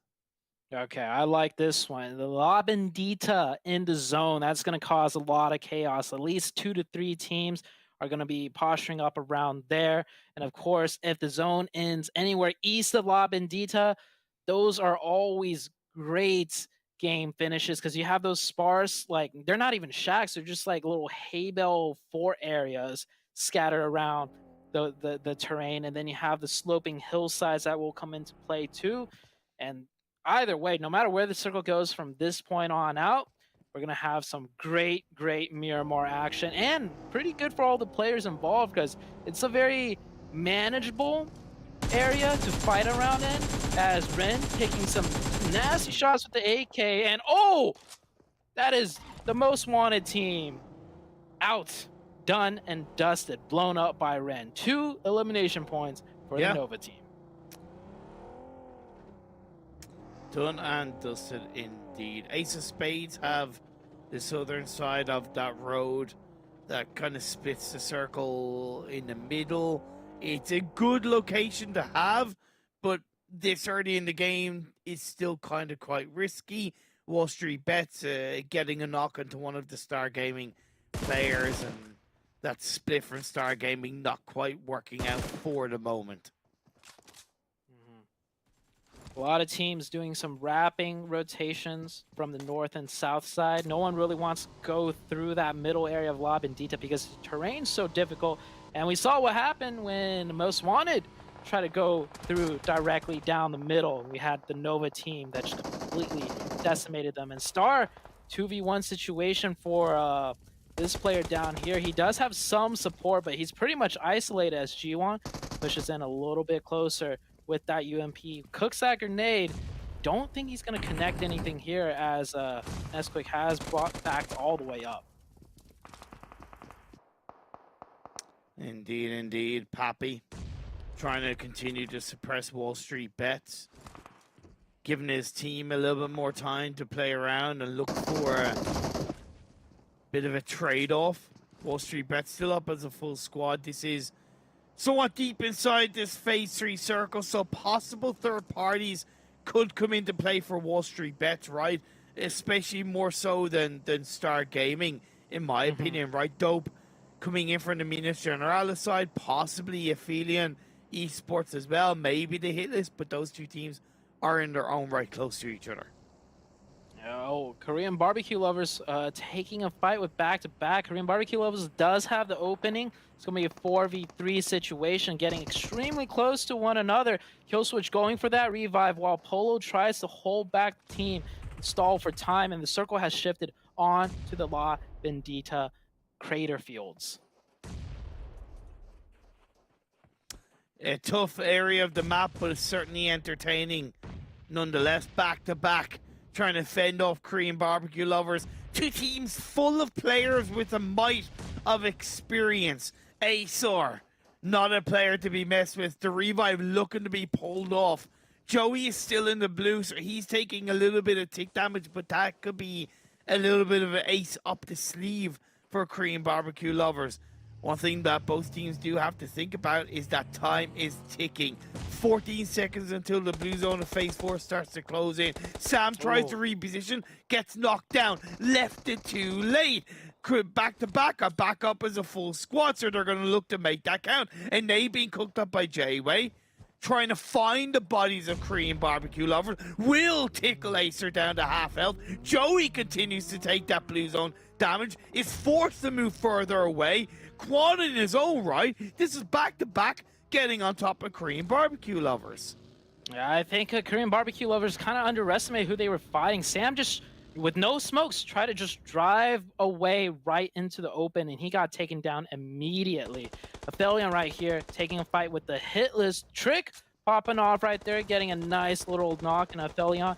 Only Clown is knocked, and they finish the fight. That is 4 points for APHELION, and not losing a single member. I think this might be the game where they start to reclaim their #1 spot as 19 Esports pulled up right in front of them. That's another team APHELION's got to worry about and fight through. Oh, shots from Rad, not quite confirming the knock. It was nice to see APHELION as well kind of get into an early game scuffle and winning it, right? They've been a team to prioritize that late game position, that kind of late game point standings results. And the hit list, they clearly need to work on their team fights. They're solid at rotations, they're kind of somewhat solid at positioning, but when it comes to actually taking on these teams, whether it's Ace of Spades in the previous game, whether it's APHELION in this one, they can't seem to handle the pressure. So I hope they will evolve. While Trick shoots around the corner, pre-fires onto the players of 19E, is able to breach the compound. Where's the rest of his team? He's on his own. Trick is spotted out. Pre-fire with that third-person perspective chucks him down to half health.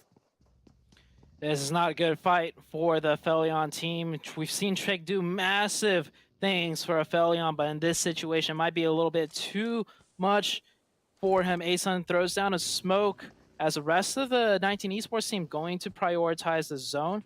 Trick is actually going to try and flank around. Might catch Asun off guard, and they both pull their guns out at the same time, but Trick ultimately gets the better of that one. One med kit left. No first aid kits. He will get this one off potentially with that booster ticking. Look, you take every single elimination point you can get when you're at this stage of the game, right? Phase 5 about to pop up, and it will shift down towards the southwestern side of the map. La Bandita is half in play. You have the massive hill ridge overlooking this terrain that is out into the open. Angry Amateurs, you have decided PK now down to just one player in the form of Coops. Oh man, that is not good for the Knights. Nova, on the other hand, I mean, they are the best team when it comes to holding splits and creating spacing for them. Just take a look at that. There is almost no teams on that southwestern side besides the Panthers, and that is it. Everybody else scattered everyone else because Nova just are so good at directing traffic around. And when they do have to fight, I mean, they just took out the Knights right there. Of course, they had the defensive advantage, but Nova team looking good as Star taking long-range shots will get that confirmation onto Ji-Woon. Panthers are still in this game. By the way, they lost the player. No, they didn't. They're still up as a full squad. My apologies.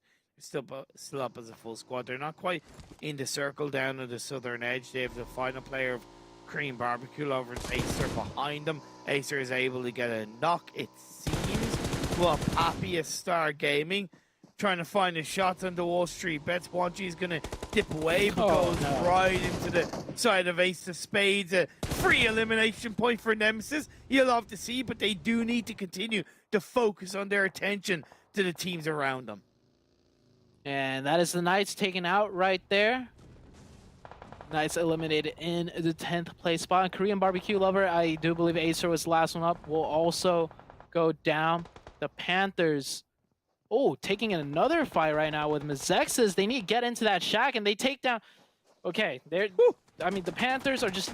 Once again, we see they're down a player. Yeah. Except they have 6 eliminations. Doesn't matter. If one player goes down, they're taking some other teams down. Fierce does get knocked, but should be able to get revived potentially. We do see that Nova team smelling some weakness here, and there's only one player left, Brady. The Miracle Shack. Will Nova pressure this or let them get the revive? Looks like Nova is going to back off instead.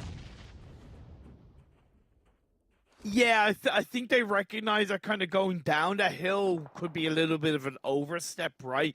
That they might not be massively super confident in what is around them on the other side of the circle, right? So I appreciate that discipline from Nova Esports. It can often be so easy just to kind of go, ooh, is that a free elimination? Well, you know, I'll go for that. And then, yeah, you go down, you bite off more than you can chew. Ace of Spades. Have they bitten off more than they can chew, taking the fight against the side of Angry Amateurs in this compound? And off the back of the circle shift, there'll be a great compound to come out on top as it is just outside the circle. Reppin looking in towards the window, trying to peekaboo ICU, pre-fires the shots over the wall, but Ace of Spades, they are playing quite cohesively as a team. And knock yet to be found by either side. A stalemate as back-to-back could hear those shots and get involved on a third party. Deep Dope on the other side, by the way, overlooking Bandita, gets a knock onto one of the Star Gaming players. Casper gets knocked in return. A lovely nade puts Mayu down to less than half health. That should be the go-ahead for Ace to push in aggressively because they do have Star Gaming on their backside who could third party at any time, and that grenade could not have come in at any better time. Now they're swarming it from all angles, from outside the window, from inside the building, and that is Ace of Spades with a clean wipe. 4 players still up, and oh, they still got 1 player left to deal with, but they should be fine. Back to back, using that ditch, just getting right ahead of them as everyone's starting to fill in on this zone that's just centered into the straight dead middle that nobody previously had. Happy for Star Gaming is just a covert operative hitting in the terrain of Miramar as the final player of Angry Amateurs go down. It's that rising effect for Pappy, right? It's like, yeah, I'm the 4th member of back-to-back, guys. Don't worry about me. You are still up as a full squad. You can see him in the distance while back-to-back are focused so heavily on stopping Ace of Spades getting into the edge of the circle. 1 knock goes their way. A hail of smokes trying to create a wall for Ace of Spades. Will back-to-back be distracted by Pappy at the perfect time to give Ace of Spades a possibility to make their break through into the edge of the circle? If Pappy wanted, he could completely ruin back-to-back right now because they're so committed to the Ace of Spades fight. Ace of Spades, though, not able to even get a single knock onto the back-to-back team, and they smell that weakness, and they are running them down. And I think, here we go, Blinky showing up, getting a knock onto the back-to-back team and a confirmation, and back-to-back down to just Polo. Blinky, Polo, and Pappy. And then, of course, you have 4 players alive from Nova with the high ground spread out with all sorts of control. This is Nova's game, but who's going to end up 2nd, 3rd, and 4th? Whoa, yee! With the elimination onto Dope, that is them going down. We are left with 4 squads in this game. You are dead right. Nova still up as a full team. 4v2v1v1. Back-to-back able to recover a 2nd player, but Nova looks for the opportunity to strike. They will have to move into the circle, but with that body advantage, it should be somewhat easy peasy lemon squeezy. Snakes are known to be quite common inside jungles, but let's be fair, the rattlesnakes in the desert terrain can certainly come out to play. Man, those bushes, there's so many of those bushes right there in that small ditch. We have a solo out of Ace, a solo out of a Star, just sitting completely still. Nova definitely has their eyes trained on back-to-back. They're not too sure where all the other players are. And this might actually end in a stalemate for this zone, but Polo having to move into zone, gets taken down. We might just have 3 solos now versus the entirety of the Nova team. Blinky steps up. He's going to get found out by Nova. And nade in the direction of where Blinky lies, and that should be connecting wonderfully, nice. And indeed it does. 3 teams remain, and a confident result for Nova Esports off the back of a 2nd place in Sanhok. They will seal the deal in Miramar in a matter of seconds, finding the chicken dinner. Evolution step by step. Star Gaming Pappy, hailing from Spain, will get his team a 2nd place, but it's Nova to be the victors of Miramar. There we go. A 2nd place finish on Sanhok for Nova, and now a 1st place finish. They don't have to do the med strats. They know how to fight. They know how to control the zones, and that's not just a chicken dinner. That's a huge chicken dinner. That's a total of 11 eliminations out of Nova. They're circle control. Their splits. They're just mastery of the zones and knowing the angles. Like we were talking about it at the very beginning of the game. Look at those splits. Look at how they control things. And that led to a clinical performance, a clinical win out of the Nova team.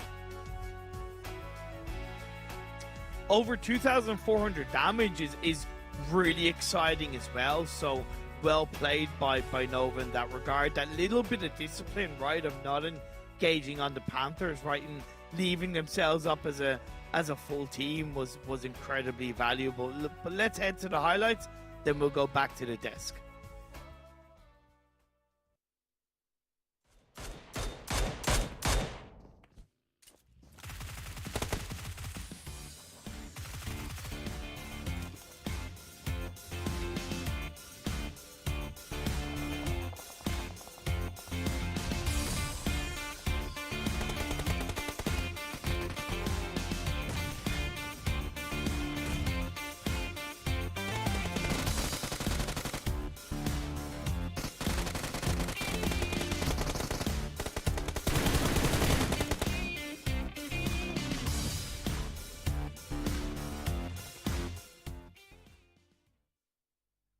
And it's Nova finally getting a big chicken dinner. It's good to see Rin coming back in the fold, putting in that work as well. Hey, second place finish. Now the chicken dinner. This is the Nova that we have been waiting on. I know Seven's excited. I know you're excited as well, Sandstorm. Why don't we go ahead and jump straight into the match ranking? Sandstorm, talk to us.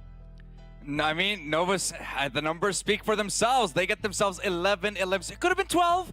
It's just because Ace of Spades, that last player managed to steal one of those points. But still, 26 points, not something to shy away from, not something to, I guess, be disappointed with. That's still a hell of a scoreline to come up with at the end of the day. But again, back-to-back, 18 points, slowly but surely clawing their way back towards the top side of that leaderboard. Stargaming as well, finally getting themselves up there in that top 3 end. But there's so many teams that are still consistently showing up. Panthers, we just gotta say again, they managed to get some placement points. They still managed to come up with 4, 5, 6 elimination points as well at the end of the day. So they're just constantly showing up where it matters, when they need to, in order to get these points.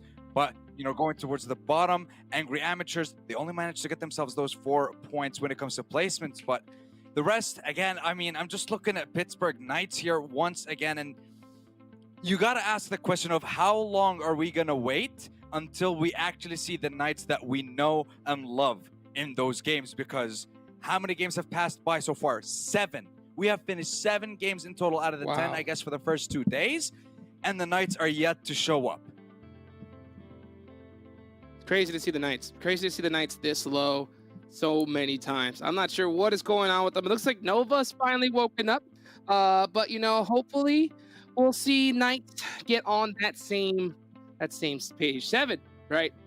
We saw a lot of action coming out of here. What do you think about Poppy laying down there in that field for so long? He didn't do very much damage, but we had a lot of squads do a whole bunch of it as we bring up this nice total damage report that 7's going to break down for us. That's all you gotta do, bro. Just find a big, thick bush, lay in it, and stay there. Ain't nobody gonna find you. That's exactly what he ended up doing. Nova being able to come out on top, I mean, on the damage as well, 2,433. They were the leaders in regards to healing. Guess what? They're the leaders now in regards to damage for this match. 11 elims for them. And I want to go to back-to-back, even though, I mean, they didn't end up getting the chicken dinner. Great performance once again for this team in a Miramar match. 8 elims for them, 1,600 damage. We keep going down the list. Dope Esports continues to be performing the way they have been performing today with those 6 elims. And if we go down, a great bounce back on the first match that they played is APHELION Esports. I mean, this was a team that was coming into first place at the beginning of the day. They ended up with a big donut at the start of their day. And for them, after being able to sit out, for them to be able to get 5 elims there, get at least a couple of placement points too. That's what you want to see out of the team that was in first place. Definitely. I mean, one team that I thought was going to be back-to-back for a second was APHELION Esports as well. I mean, they were right there, back-to-back, put a little too much pressure on them, and they had to kind of go out in that position. But it's good to see them get some nice consistency on the board as well. But the squad of the hour, the team that we cannot stop talking about, at least for now, it's got to be Nova. The rise of Nova coming up to the top. Let's see, we look at this match report. Rin getting the most damage there. Polo busting out the most eliminations. That's something I love to see right there. 7. When it comes to Mambe's longest elimination and Fears is at the top traveler, that's a lot of miles on the road there. It definitely is, but I mean, with Polo, I'm happy to see him. Remember, it was Jay Wade that was pretty much leading the attack from back-to-back, at least for the past 2 days. It's good to see that Polo G now, my boy that can definitely perform, all right? He's got the looks, he's got the swag, and he's got the skills. 4 Elms for him. He's going to be happy for that. And then Ren, I mean, this is a player that we really haven't gotten a chance to see in a while. Shout out to my boy Sheepan, currently doing a viewer party. Ren being able to put up 732 damage there is great as well. And Nate, I think that I might be wrong, but that might be the most grenade eliminations that we have seen so far in one match out of just one player with 2. That's absolutely true. Big shout out to my boy Shifat, like you just said there, Seven. Of course, we got to give a big shout out as well to Monster Energy. That's right, our official energy drink partner here for the PMPL. Unleash the beast. You just saw right down there. Guys, still so much to talk about, so much that we got going on. You know, one head-to-head that I really kind of want to touch on for sure has got to be Nova, right? I want to see their performance from today versus yesterday. Sandstorm, I know you got a lot to talk about when it comes to it. Why don't you break it down? Oh yeah, I mean, looking at Nova within the first day of the PMPL for North America, they only managed to get themselves a total of 30 points. They did manage to kind of clean it up a little bit towards the end of the day. They got second place. They managed to get a couple of elimination points as well. But we come into today, we saw what happened in the Sandhawk map. We saw what they were able to do, especially survive towards the very end. Koi getting that massive heal towards the end, getting themselves a lot of placement points. But this time, we know what can happen when the entire lineup of Nova is alive and well in the last few zones of the game. They just take complete control, and you can see that from their damage, you can see that from their heals. It is great to see them finally showing up on this stage here. And I mean, where was this last game, Seven? Where was this last game? You could have given Koi, I don't know, maybe first place. Who knows? Oh my goodness, dude. Hey, you know what? Where is it? I don't know, but I'll tell you what we do have for you. A nice video that we're going to show you, and we'll be right back. The title of North America's Best is up for grabs once again as we kick off the fall 2022 season.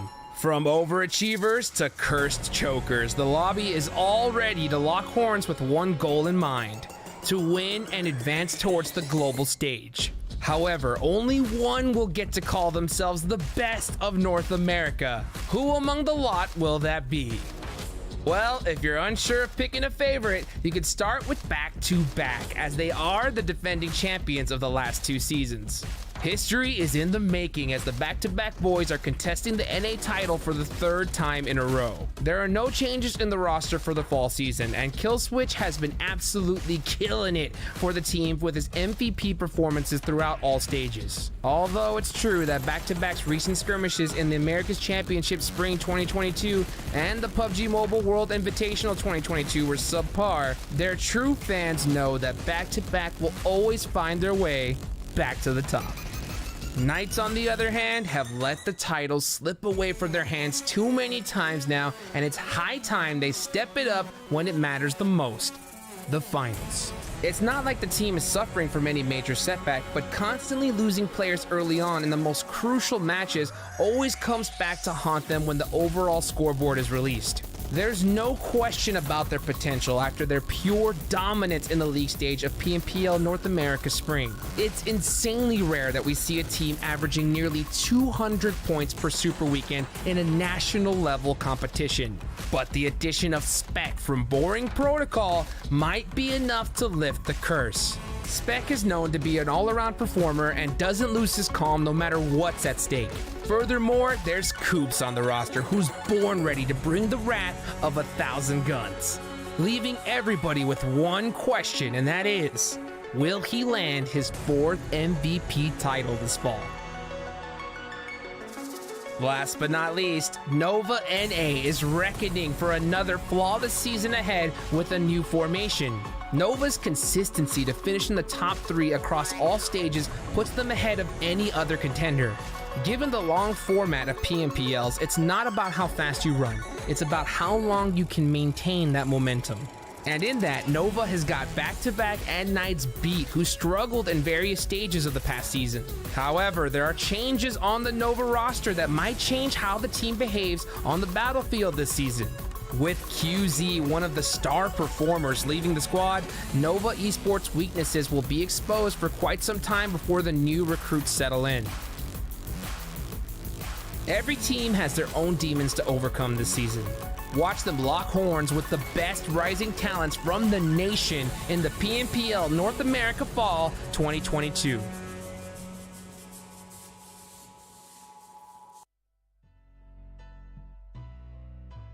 Ooh, you heard the top contenders, man. That voice sounded nice there, Seven. What do you think about that, huh? That was it. Yo, Mr. My name is John Allen. You better watch out because Hot Juice coming through. Nice. Well, you know what else is coming through? The play. Let's get into the next match. Imperium Zute, take it away. Look, they're just not wasting any time. We're not wasting any time. Zute, we're getting into the fourth game. We're going on to our only Erangel game of the day. Yeah. The only Erangel game of the day. We're going to have a total of 3 Miramars today. So upcoming is Miramar once again. You know what's funny, though? I feel like we've seen more expected, consistent performances out of certain teams. Yes. On all the Miramar, games like today versus the Erangel one. So maybe, yesterday was more of a fluke in the sense of teams. People just needed to warm up, get used to things.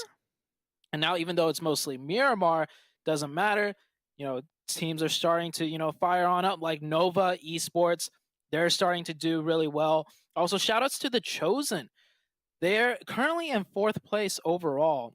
And they're kind of doing what they did last split. Nothing too showy, but just super consistent and just hanging on in there. And I would say the Chosen still somewhat of like a rookie team. Their first split was only last split.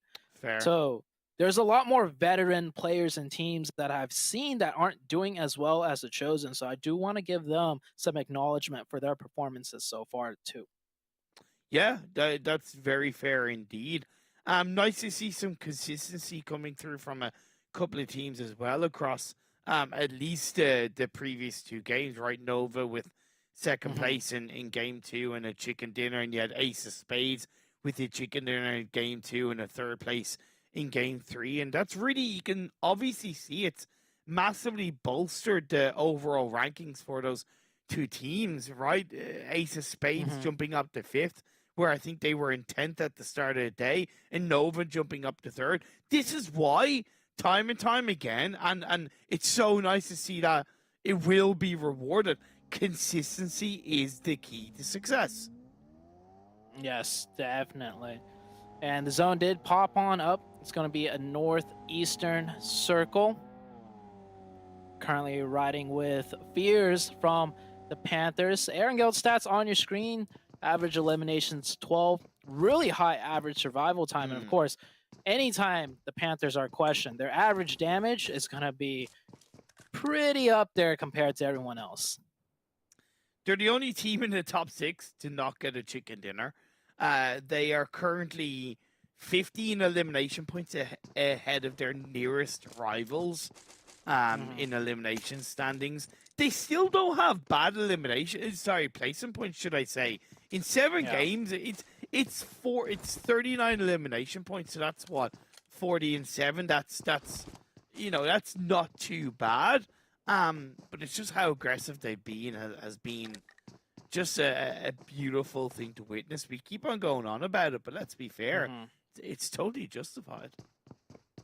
They're the only team that take fights so far that they always come out on top in some shape or form, right? We've seen other teams take fights and it'll be like a stalemated fight, like where both teams lose 2 players, or neither team really kind of wins and they take a while and then they're just in the blue. But the Panthers, every single time, it's always like, we lose 1, we take down 2, 3, or maybe your whole team. And then even when their backs are against the wall, they still manage to, cause a lot of trouble for a lot of other players and a lot of other teams. So the Panthers looking good. I just want to say the prize winnings, by the way, for the league stage, if you recall, 2nd through 20th place, like position wise, gets 4,000. First place gets 8,000. But there is a bonus prize for the most eliminations, 1st, 2nd, and 3rd in total eliminations. And then there's another one for winner chicken dinners, like total winner chicken dinners in the league stage. I could already feel and bet that the Panthers are going to end up getting the most eliminations out of all the teams in the league stage, just simply with like the way they're playing, and they won't change this style. Like, never. They did this style all of last split, even when it was really rocky. They still stuck through with it to try and refine it, and I think we're seeing it at its purest form right now. True. However, to kind of take on the factor of the long format tournament that is still PMPL, it's going to be possible for teams to shut them down, to look back at the VOD, see how they play. So of course they're going to continue to they're going to have to continue to adapt to the lobby and to the challenges that they are going to face, as are all teams who are playing in this lobby. As we see MEZEXIS looting up towards Novo, you have Knight still looting up around Yasnaya, Korean barbecue lovers have a 2-1-1 split around the mansion shelter area. So teams are now starting to rotate a little bit closer into the center of the circle, as phase 1 is still a minute away from starting to close in. Back to back, some stats here on Erangel. Average eliminations 1. Yeah. Definitely goes to show Miramar is their strong suit so far.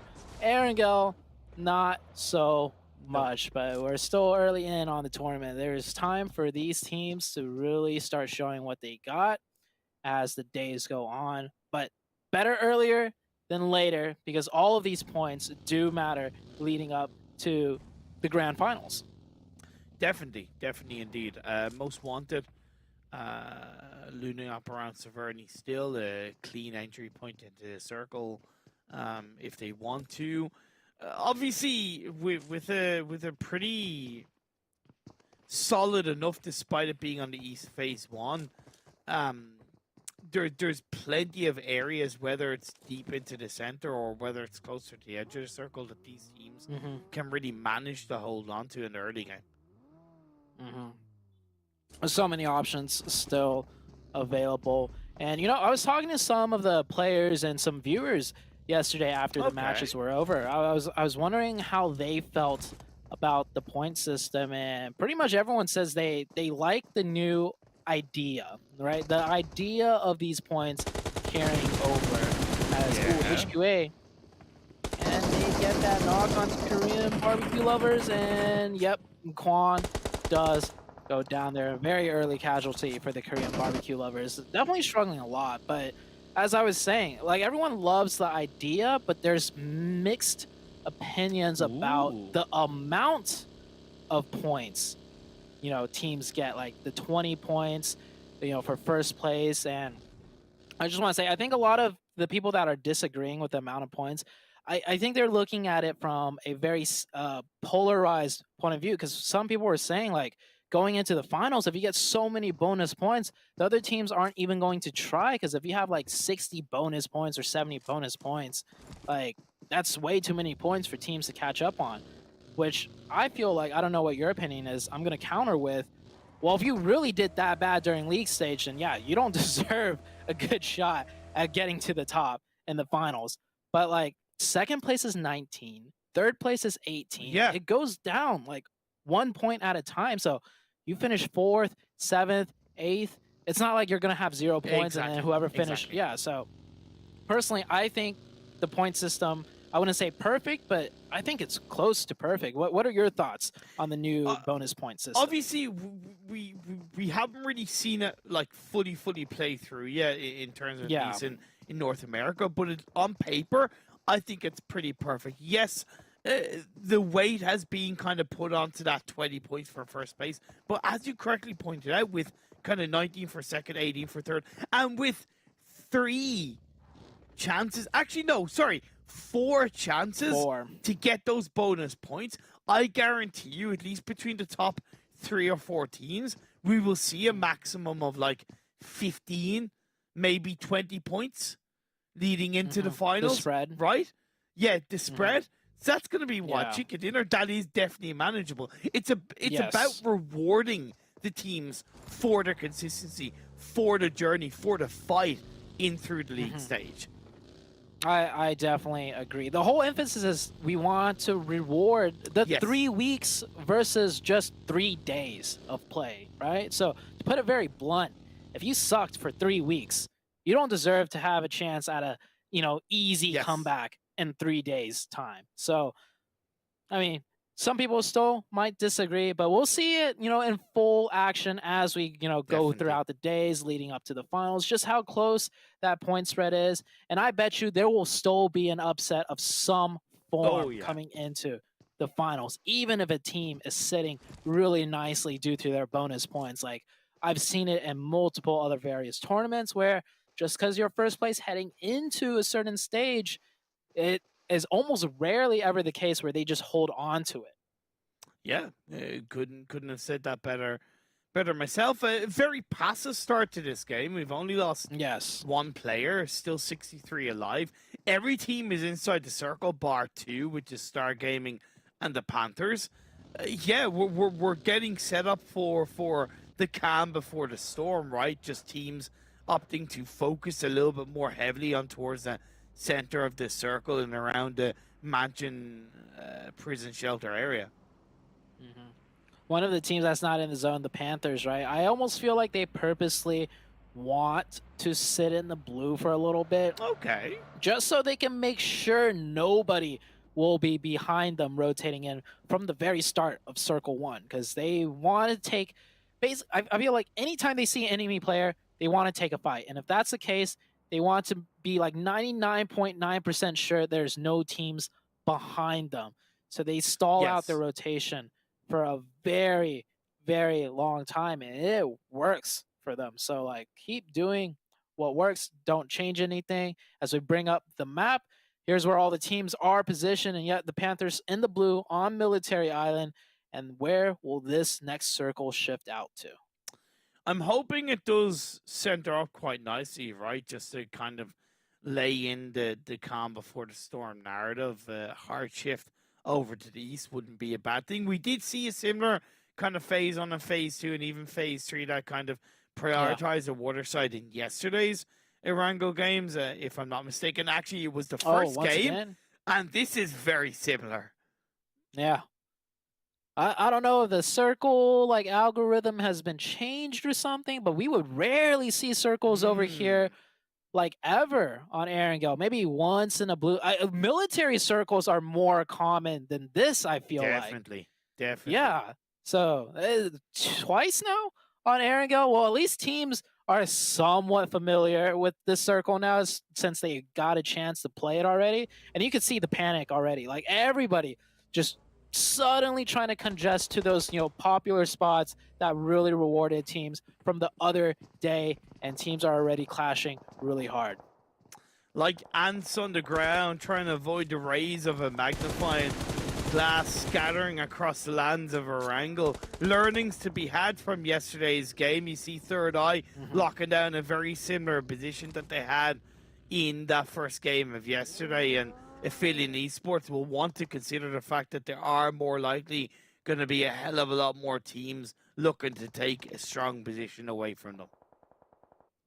One of the TC players right there doing some scouting, I would imagine, gets taken down right there in the elimination feed. One of the player of the Knights gets knocked, and Angry Amateurs confirming that point.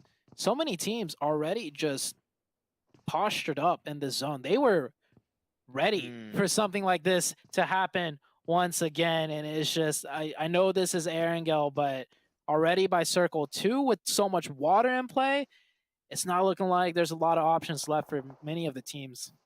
Yeah, true, but that's where, and it's a bit of a point that I brought up yesterday. Sometimes you just don't rotate if you don't need to, right? Don't rotate if you're not confident and comfortable to where you're going. Just take your time, and this is still only phase 2, right? As Execute try and defend their position against Star Gaming on the northwestern edge of the circle, just outside Yasnaya toward the stall bar area. Next quick, switch it on over to Scar. It's going to be a knock going against Execute. Star Gaming dealing quite comfortably with Execute in this position of the map. Man, Tully was just absolutely caught out there. That's always brutal to see when you have two players jumping down from the high ground over the top of you. And his teammates are like pretty close by, but no one had the sight line. So I feel like the Execute team is just, as harsh as it sounds, it just looks like they're getting sloppier and sloppier as the days go on. Yeah. The positioning in my eyes was just kind of weak, right? Why wasn't there somebody on the high ground where Rober is, right? To give a much greater elevated position of information, of suppressing fire. The way they had those players set up, at least before losing Kelly, was just a little bit weak, and you can see Solo goes down as well. Mistakes made, a lack of communication. It's going from bad to worse for Execute. Yeah, I feel like Solo, knowing that he was in a bad position, just go inside the watchtower. Like, yeah, I understand you're a little bit trapped and isolated at that point, but it's better than laying in the open where Pappy has like a third-person peak advantage. Like, I'm not sure. I feel like they're just really struggling right now mentally. Definitely. Yeah. So, I mean, there's always a chance for a bounce back.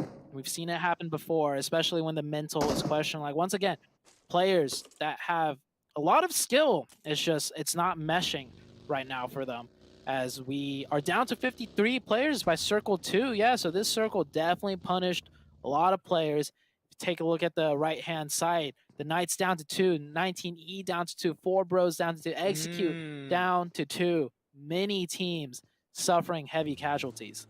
Definitely indeed. We see a couple more teams went towards Lipovka, back to back, or on that very northern edge of the city, and you have MEZEXIS. So, okay, it's just here, to be fair, that's in around the warehouses of Lipovka, while the rest of the team are on the hills to the west of it, but still certainly a bit of a threat as Phase 2 Blue Zone gets to the halfway point of the closing position before we show up Phase 3. The Panthers have moved into the circle from that southwest edge, and they have HQA in front of them.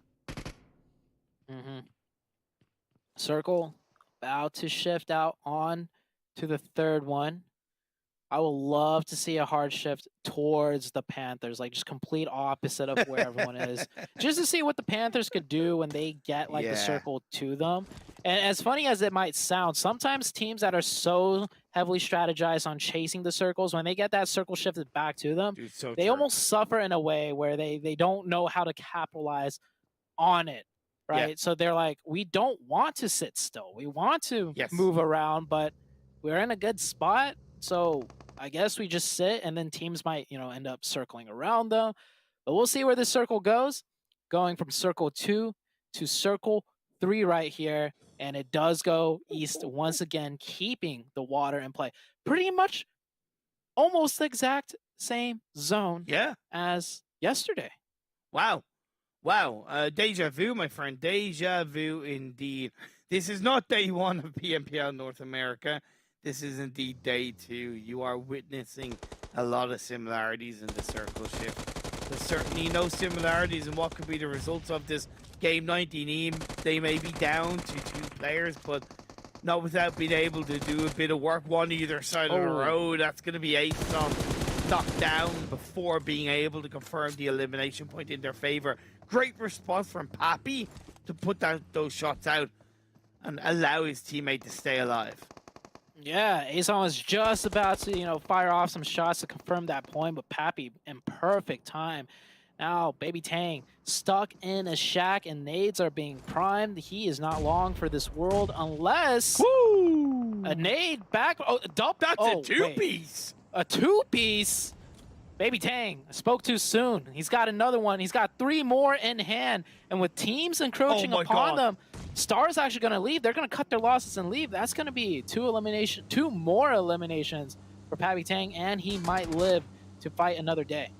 Wow, great play by Baby Tang. Now, still pressure to be dealt as next Squick goes down, and desperation rotation into the circle. We'll see THIRDEYE pick up the pieces of that one. It's exactly what they are looking for, as they have a clean 2-2 split inside this Phase 3. 2-2 split on the northern edge of phase 3 in this kind of circle is within reason. Quite bold. Yeah. I could arguably say 3-1 would be a little bit healthier, but let's be fair, THIRDEYE, these for the time being have proven themselves in this lobby. Yeah, I think they're extra comfortable doing this 2-2 split also because teams aren't too familiar with how to, take a fight at these compounds. So it's not like a place where teams often or are familiar with just crashing in and taking it. So like a 2-2, when you hear gunshots ring out, with it being on the edge of zone, players might just feel like, okay, let's just avoid this one because, we're not too, sure of the sight lines with this area of the map. So let's just go somewhere else because nobody really wants to fight to the death for a spot on the edge of the zone, being it's only circle 3 in PRM. That's a very fair point indeed. I like the rotation from APHELION Esports getting onto the compound, the Western Hill to Lipovka. Of course, MEZEXIS took a couple of shots and knock came out, but as quick as one knock came through, it was a response by Trick of APHELION Esports. No better man for the job, I might add. So both teams have been returned to a full squad. They can hold their cover. They both have some great positions inside the circle, and I gotta say, MEZEXIS' spread on that Prison Hill is so valuable. Definitely is. WALLSTREETBETS, the Knights down to 2 right now. I don't even know what the Knights can do at this point. They might just play on the edge and hope for the best. Maybe some sort of huge circle blast going their way, and yeah, that's what they're going to do. They're still being careful, though. You see them clearing out the sides of jiggle movement at all times because you never know when a player might be camping and pop out to take some shots. It's very, very dire for the Knights. 21 minutes into the game, still 16 teams alive. We've yet to lose a full squad. Mind you, Star Gaming and 19E down to a solo player each, I might add, with 4 bros, PK, XQ, and all down to 2 players themselves. But the next shift is a hard one down south. Oh, that's a little bit different than yesterday's game. Just a little bit. Yeah.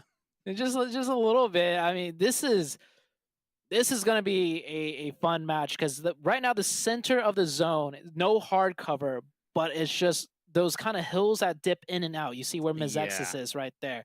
So there's a lot of pockets up there too. So they might actually get challenged where the 2 teams could potentially coexist right there. And then just surrounding it, we have Lipovka in zone that, back to back is holding down. That is pretty much 30% of the circle right there, so I'm not going to be surprised if we see 2 teams engage in Lipovka as well. That's why I put a lot of value in MEZEXIS' position, despite the circle going down to south in a massive way. The spread they had was so good as 19E go down. Angry Amateurs lost a player, but still 3 up to try and take this compound away from 4 bros on that northwestern edge of the circle. Potential third parties could come out of play, of course, inside this phase 4, but 4 bros, they want to push, they want to continue to get the better of Angry Amateurs, not allow them a little bit of room to breathe, but indeed Older gets knocked, so they're going to have to scale back. Angry Amateurs not going to give them a chance to do so. 4 bros. Only 1 person left. He's going to do what he can, spraying through the smoke, next some shots, but a sliver HP. When you have 4 guns staring at you through the smoke, you don't really need that vision. The bullets will find their way eventually. Yeah. And that is 4 bros taken out. APHELION Esports right now on the northern edge of zone in a good position. This is the high ground that overlooks the entirety of the middle of the zone. So as long as they can hold that down, they should have another really good performance. Speaking about good performances, THIRDEYE so far, just playing from the edge, playing those splits, have picked up 6 elimination points.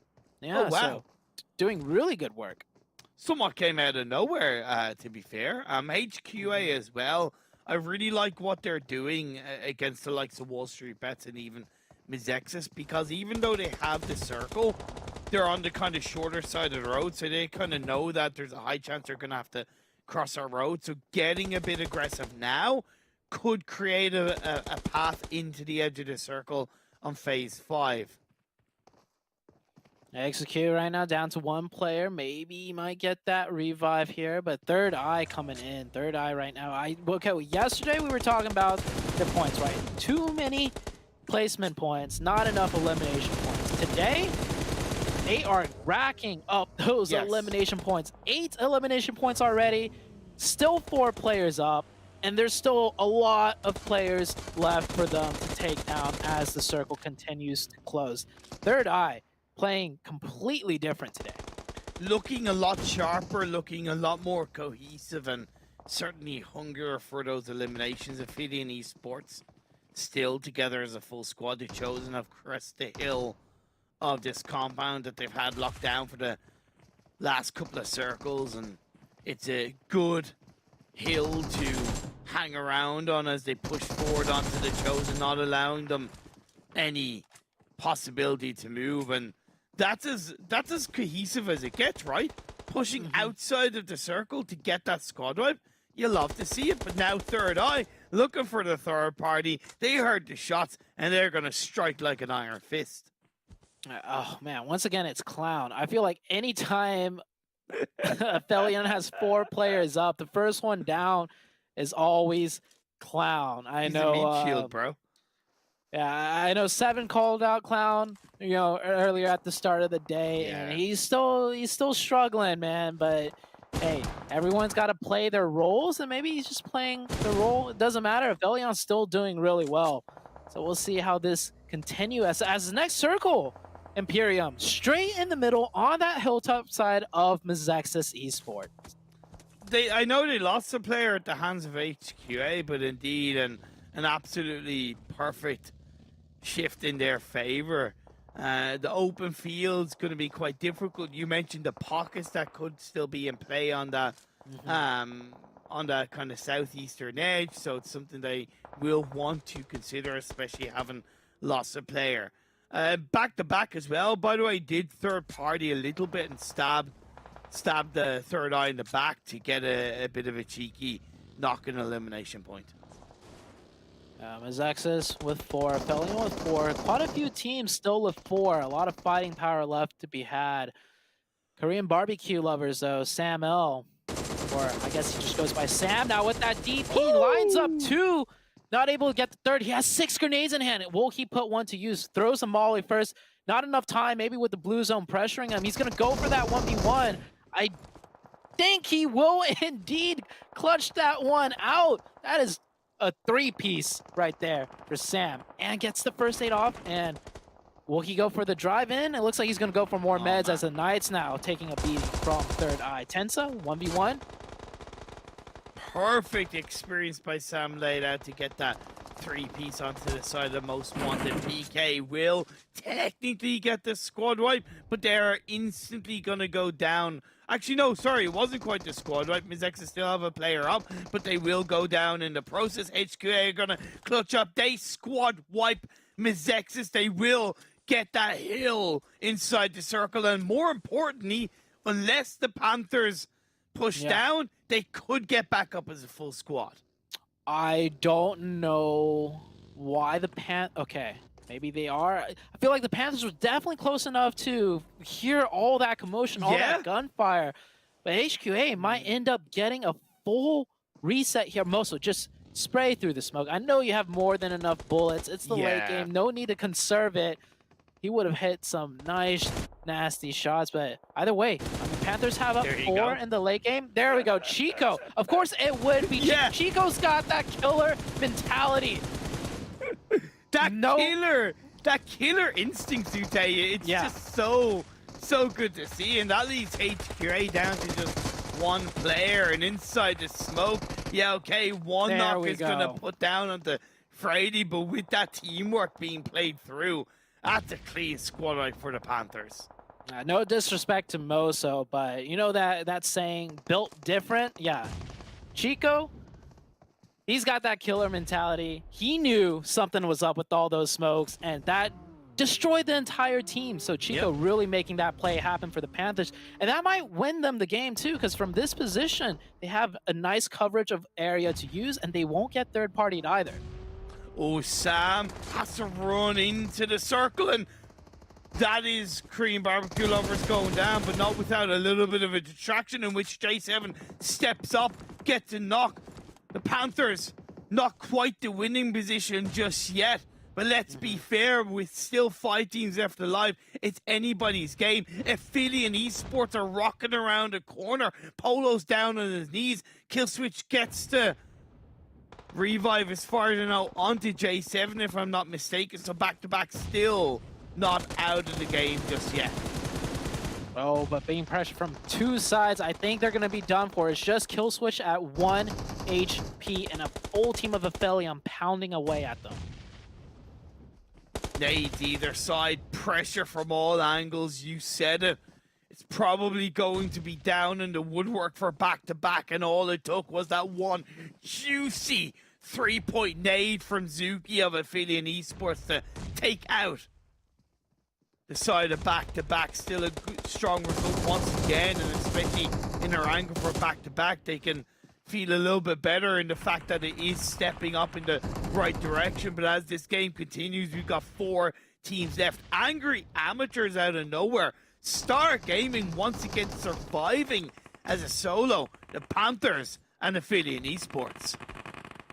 Kind of comes down to this fight between APHELION and the Panthers right now, as both teams want to control the eastern side. And Chico popping off. Oh, he does get found though. APHELION gets the 2. 1 up. Fierce goes for the shot, but the trade is there. And now Angry Amateurs, this is their chance to shine. APHELION Esports with 2 players knocked. Indeed, indeed. The possibility is there, but have they got the metal? Have they got the wherewithal to punish APHELION Esports?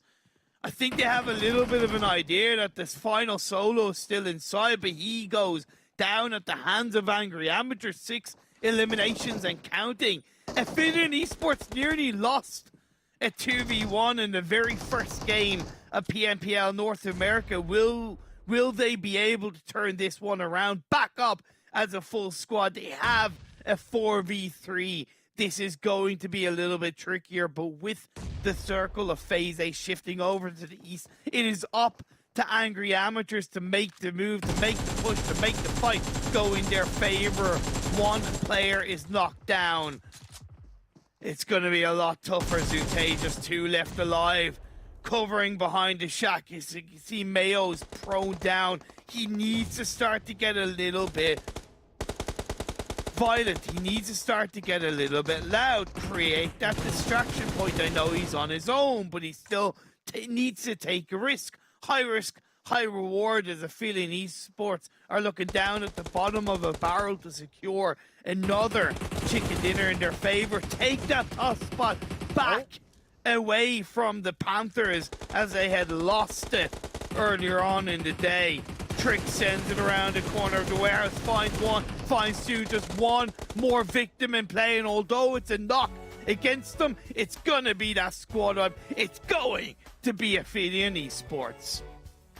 Yeah, Trick, the star player out of APHELION Esports, making the star play. That killer instinct, Trick's got it too.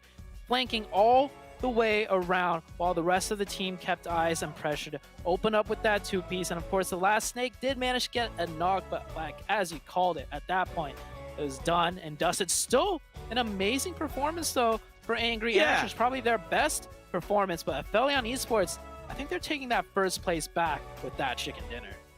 Don't doubt them. Don't count them out. And I said it was going to be still a relatively successful day. We are seeing the fact that teams are stepping up, but APHELION able to secure the bag when it's needed. Let's go to the highlights, then back to the desk.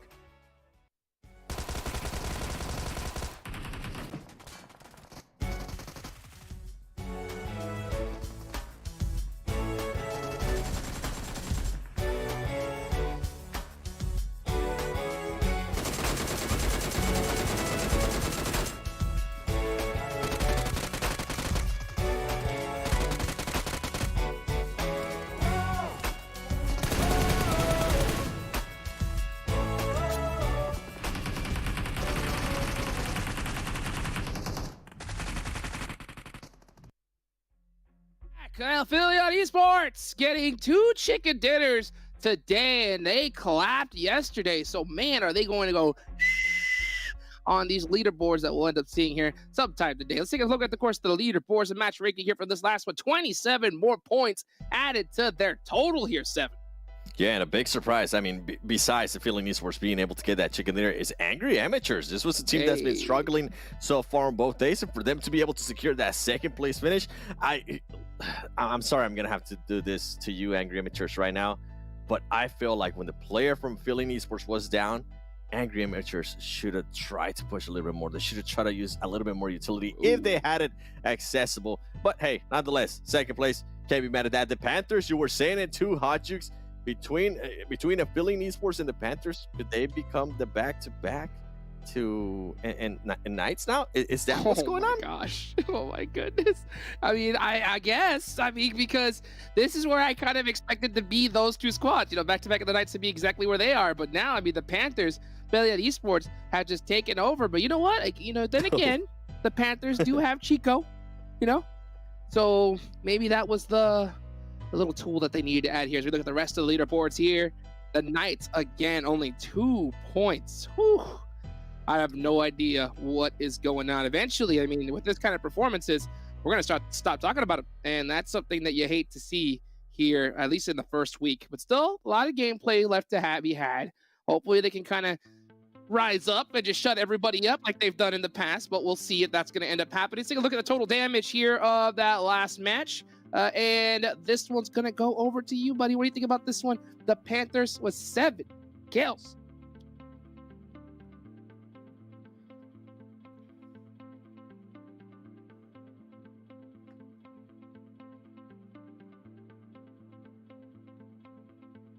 That's right, APHELION Esports. That's right. 12 elims, 2,400 damage, baby. I know you're stunned by it. I'm stunned by it. Hot Jukes is stunned by it too. But you know what else I'm amazed at? I'm going to go all the way down to THIRDEYE because the performance that THIRDEYE is putting up. You heard the caster say Imperium and Sute. We're kind of pretty much saying the same thing that Sandstorm was saying earlier. This team went from getting those placement points to now getting into fights. And I felt like a lot had to do with the fight that they took against back-to-back in Sandhawk earlier today. You saw a complete switch. I feel like a bit more of a momentum. They got a little bit more confident. They popped out their chest and they said, we can actually win this. We can actually take on fights and win them. Maybe we shouldn't play that scared. And so far, it's working wonders for them, Hot. Oh, it's been working wonders like crazy. But you know what? Something I've been waiting to see is the wondrous overall leaderboards. Let's see where everybody is standing here. And APHELION Esports with the 1-1-1 right there up on top. And the Panthers at second place. Back-to-back, though. Sneaking up to 3rd place here, 7. You know, just doing their thing, being consistently, quietly grinding up that leaderboard. That's what I was talking about earlier. Remember, I was talking about the improvements they have been making, not the hot start that we wanted to see out of back-to-back, but hey, they're making their way up. APHELION Esports, though, we got to give them some props. And the thing with them, those 3 chicken dinners now total, guess what? They've done it in 7 matches. Panthers is going to be sitting out the next match. Same with back-to-back. APHELION Esports is going to have another chance to extend that lead going into Friday. Do you have the chosen Nova Esports too with the performances that we have seen today so far? I mean, you cannot be mad at the teams like Nova Esports and THIRDEYE, Sandstorm. Yeah, you really, really can't. THIRDEYE as well. They have been stepping it up a little bit within today's games as well, going down a little bit more in the leaderboard. Dope Esports, one of the teams that has been stepping up in today's games as well, making it all the way towards 9th place with 52 points. But honestly, for me, one of the teams that is a little bit disappointing is WALLSTREETBETS, the only team in the second page with a chicken dinner throughout the 8 games, but they only have 46 points. That is not the best kind of scoreline, not the best points that I guess total points that you want to see from this team, considering that they looked pretty darn strong in that one game that they came out in, but the consistency's just not there. So was that game just a one-hit wonder for them? Was that just a stroke of luck, or are they going to be able to bring it back over the next couple of days as well? But we're going to have to find out in the last game that we have coming up. But Angry Amateurs, they were dead last coming into this game as well, finally getting themselves basically more than all the points that they had. But I kind of wish that the production didn't really scroll down to the bottom, because it's not the best seeing Knights in 18th place. That is not even close to how strong this team has been historically in the league stages of their previous PMPL North American splits. I think for them, for the first week, it has just got to be, I guess, or for the first 2 days, they got to wipe their slate clean, take tomorrow off, see what the heck has been going on with the team, try and see if they can fix it within those 24 hours, and then bounce back within the last 3 days. Because honestly, they might be able to bring it all the way to top 8, but it will be kind of impossible. Just with the likes of back-to-back APHELION and of course Panthers, who have just constantly and consistently been appearing in those top spots in those games. Yeah. Ooh, I just gonna soak that in. You know, I soak that in because you know what? It's gonna be tough, man. It's gonna be tough. I mean, he's not lying. The way this format is, you cannot mess around one bit. One team that hasn't been messing around too much has got to be THIRDEYE Esports, especially here today. So I think it's going to be really interesting to take a look here, of course, at today versus their yesterday's performance. Sandstorm, I know you wanted to talk about this team. Why don't you break them down for us? Yeah, THIRDEYE, one of the teams that has tried to be a little bit more passive with their play in the first day of the tournament, but they realized within the last couple of games, they need to step it up a notch or two. And the fact that the fights that they have been winning in those games are against the likes of back-to-back, are against the likes of the Pittsburgh Knights as well, it shows that when they do want to take a fight, they can bring the hurt, they can bring the pain. But I want to see a little bit more of that in the next couple of days as well. So in order for them to contest and get to those top 3, instead of just sitting at 7th or 8th place in the leaderboard, no. You got to get all the way to 1st, 2nd, 3rd, and you got to keep bringing that damage, keep bringing those points to yourselves, and see if you can actually, I guess, like you guys said, be the next back-to-back or be the next Pittsburgh Knights that we've been seeing. Gotta rise up, and these are some serious performances we're seeing from a lot of these different teams here. But, you know, this is a Miramar day. Miramar day definitely goes and changes things up a little bit. And, you know, 7, I know you were kind of talking the back time. I know you wanted to tell, oh, the glasses, though! The glasses are out! The Knights in the shade! That's correct, man. It's too hot out here with this Miramar Sol. Huh? What do you think, Sandstorm? Yeah, a little bit. But we're used to it. We're used to this heat. But these guys need to be, I guess, a little bit used to the damage. But we are going to be looking at Miramar and 7. Look at those teams. We got Nova, the Chosen, Ace of Spades as well. They had an incredible performance in the very first Miramar that they attended in the first day. But I feel like they've slowly kind of dropped off with the other Miramars that they have participated in. What do you think? Look at this graphic right here. You know who's going to be really happy? APHELION Esports. Because back-to-back is going to be sitting out. So they're not going to be able to take advantage of anything that's going to be happening here on this Miramar. APHELION Esports, not in the top performers for Miramar. Something to keep an eye on. But Nova, I feel like Nova might get a chance to repeat today, possibly. In Miramar, we'll have to wait and see. But you know what? Besides this graphic, take it away. I want to talk about Knights real quick if we do have time, and I think we do have time. I heard you say something, Sandstorm, and usually I would kind of let it fly because I would say the same thing for certain teams. Maybe they can scratch this first 2 days, but it's Knights. They got Coops. They got Xenox. But where is he? Tensa. They got Spec. All right. Like this team, I would, as much as I love them, as much as I support them, I would be wrong if I say, yeah, I would allow this 2 days to be off. No, man. Like, we want to see you guys from the get-go, especially if you're gonna be one of the top contenders. When I talk to people at the PNWI in Saudi Arabia, they were saying we really want to be able to see Knights at the global stage. Guess what? Right now, if those teams, if those players that I talk to are currently looking at this leaderboard, you know what they're doing? They're like, oh man, maybe I should text 7 and tell him that. Just kidding, psych.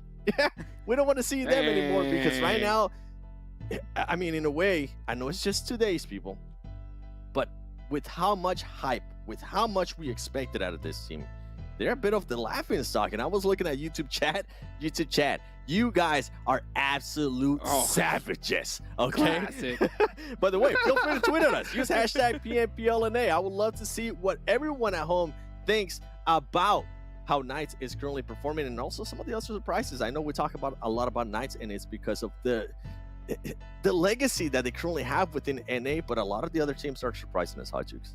Well, I'll tell you what, man. Well, first off, I got to give a big thank you, of course, to Monster Energy, our official energy drink partner here. Make sure you go, of course, and unleash the beast. But you know what? You were talking about YouTube chat earlier, Seven, and if they were here, I know they would be saying hashtag PMPLNA, stop talk, start game. Okay? Yep. That's what I know. That's going to be in all caps. Stop talk, start game. I think it's about time that we do that. Thank you so much, Seven. Thank you so much, Stanstorm. Let's get this last game rolling. Get it on to it. Imperium, Zute, take it over. 777, go off, my son. Gotta say, preach to the choir. Absolutely loved it, man. Yeah, Zute, I don't know what you think, but I agree with every single word Seven was saying about PK. I agree, but I still support him, at least for this week. The cutoff is at the end of this week. They still, I mean, they got this one game left.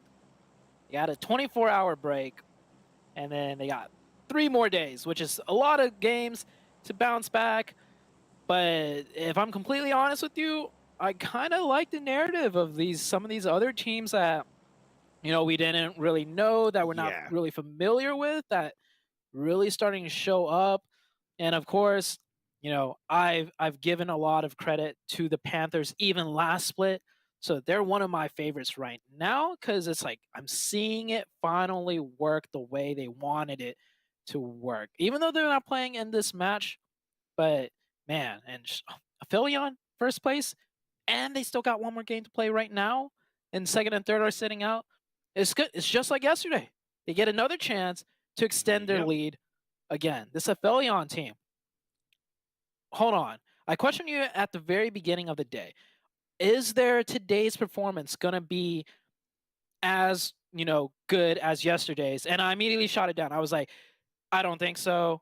You know, yesterday they did really well, but I also think they got lucky. I think today it almost might be a similar performance in terms of just how great they've done. Yeah, arguably they played quite similarly, and I understood where your hesitation came from genuinely, and if it was any different possible team or scenario, or probably the previous format, I don't know. But point is, I could arguably agree with you. They've been tested more often in today's games, right? There's been a little bit more of a pushback, right? Yeah. But that in turn kind of makes their results and their performance arguably a little bit more impressive because they've still been able to find success with that. But Dope are looking to find success as we have a little bit of a hot drop inside Monte Nuevo between the Chosen and Dope. Can it be a 1v1? No, it isn't, because guess what? Alexi is here to play. I gotta say, even though Dope might not be performing the best as a team, this Alexi player, he's standing tall. Oh, yeah, he's standing tall, and there's 3 other players behind him standing even taller on the high ground, providing that support. That's what let him pull off that second elimination, and now it's a 4v2 situation. So I'm back up a little bit just to heal up. Yes. No need to be a hero. Having some discipline right there as his teammates, I imagine, will make their way down and clean this up. 4v2 situation. These are points Dope can't just let go, right? Like, they need these points. They need to take it. 4v2, I mean, no, should be easy unless if your team name is Execute, because we saw a 4v2 from them earlier today that, I mean, okay, we laid into the Knights for good reason.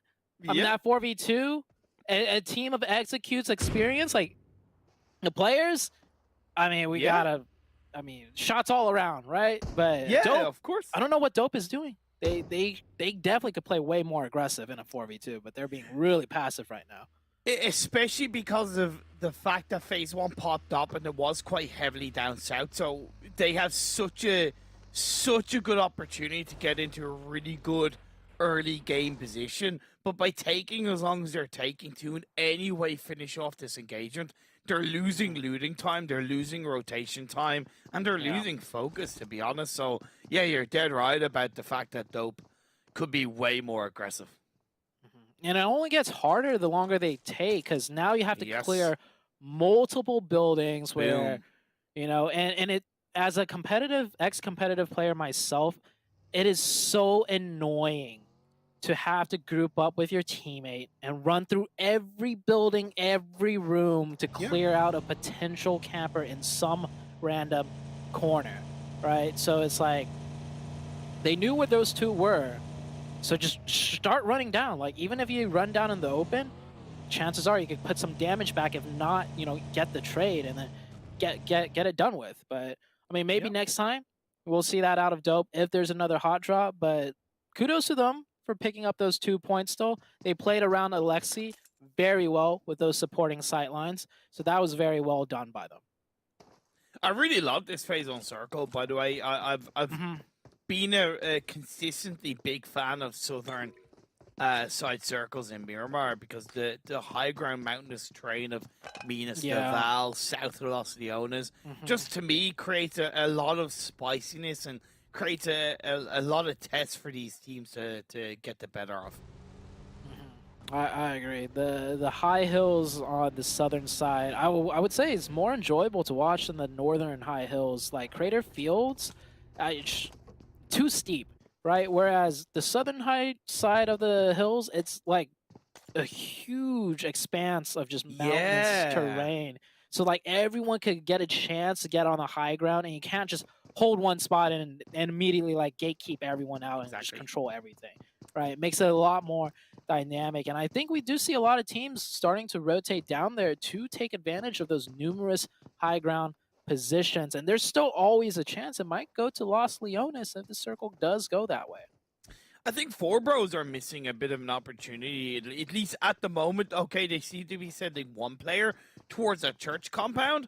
In this kind of circle, that church compound that overlooks that kind of more northeastern, central, and kind of north central side of the circle is so good. You're able to potentially pick up an elimination or two. You're able to divert traffic and create that bubble. I'd like to see Four Bros take a more of a controlling position on that church compound for Tumasera.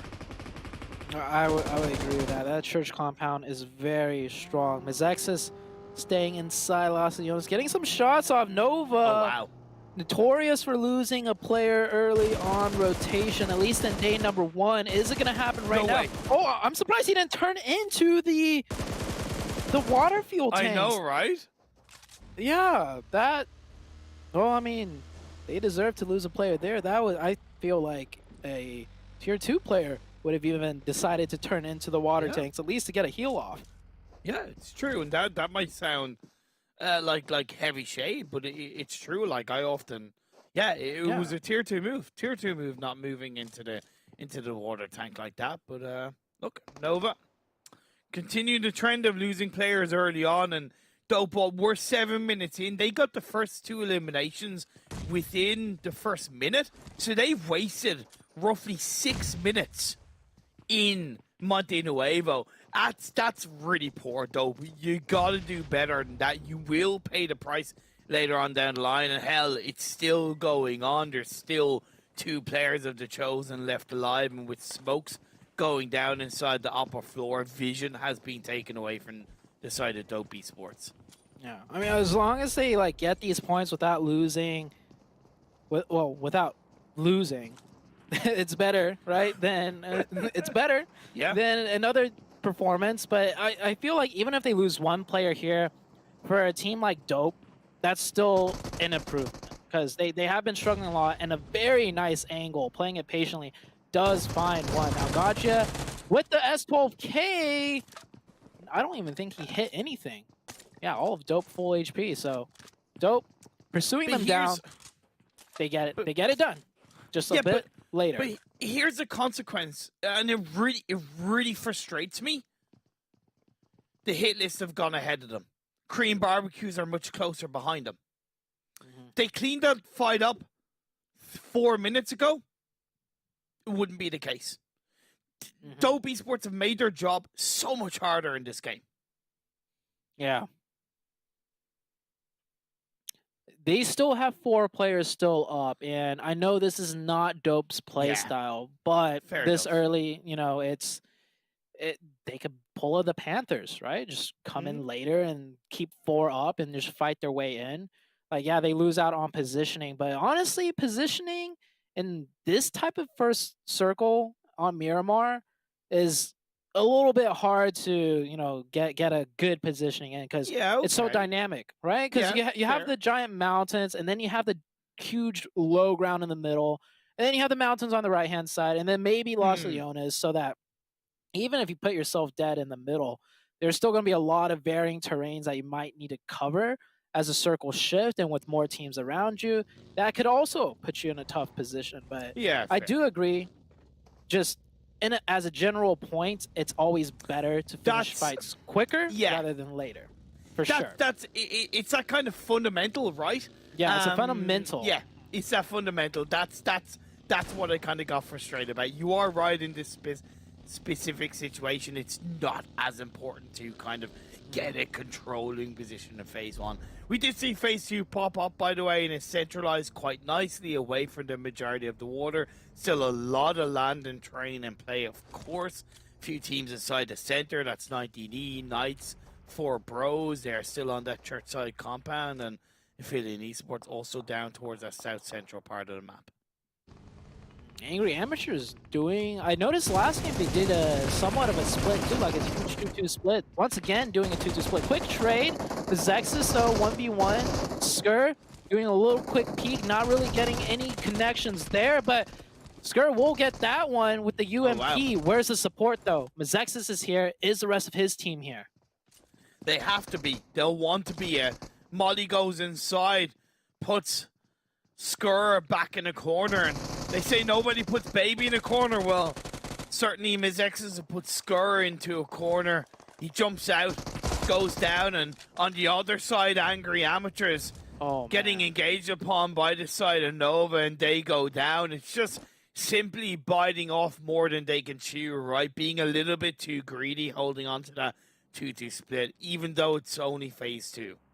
I feel like they got unlucky there. The timing the timing of Nova pushing the other duo as MEZEXIS pushed in, like, you almost rarely ever see that happen. Like, ever. I can't actually recall a time where a team plays a 2-2 that's like less than 100 meters away from each other by circle 2, and they get full committed push by 2 different teams at the same time. I think that was unlucky. Fair enough. Fair enough. I think that split was good. Like, it was sound. Like, short distance, 2 and 1 from each other, and they still have sight lines too. So a little bit unlucky for Angry Amateurs there. I'll give a pass for that one. And I love that perspective because often, and I'll gladly admit I've made this mistake, and it's something I'm always, of course, looking to correct. It can be easy to simply say a position or a split was a bad idea because you know, got squad right or you lost out on that fight, right? It's so easy to just say it was bad, but have that kind of perspective of what you said, that it is rare to be pushed by 2 teams at the exact same time, and you're like less than 100 meters apart, and you calling out that being a good split. I hold my hands up. That was a bit harsh by me. You made a damn good point. This phase 3 shows up. Yeah, and this phase 3, very fair for everybody. Once again, just in the middle. I've noticed these Miramar circles haven't really had crazy hard shifts today. And with 3 Miramar zones, I think that might be why we've been seeing more of a consistent performance today with 3 Miramar maps, because the circles have been very nice to, like, every team. Like, even, for example, teams that don't get into the middle of circle 1, they could find ways to navigate in because it's not just them constantly chasing hard shifts, ping-ponging back and forth. You're not wrong there. Dope Esports moved away. They are still kind of chasing that edge of the circle. 4 Bros in front of them. HQA a little bit down towards the southern side of this western edge of the circle. You have Korean barbecue lovers in a bit of a spread to the north of them, but no real threat for the time being. Poor Bros does have to be a little bit careful, though, of Dope. Coming in from the backside, making sure one of them is watching the flank. Ace suffering a unnecessary casualty, I feel like. Getting a little bit surprised that MEZEXIS was here, I would say, and losing a player outright. Just one of the small consequences of coming a little bit later into a circle. You're somewhat blind, and yeah, not without maybe a bit too aggressive on it as a solo player, but certainly to highlight that, be aware of the fact that you just don't know who is around you. Still up as a 3-person team, mind you, and MEZEXIS will be on the hunt, on the prowl, flawless. Yeah, here, holding onto the low ground, using that dip as a bit of cover. But I like Blinky's position. I think it's a great off angle. And MEZEXIS playing aggressive here.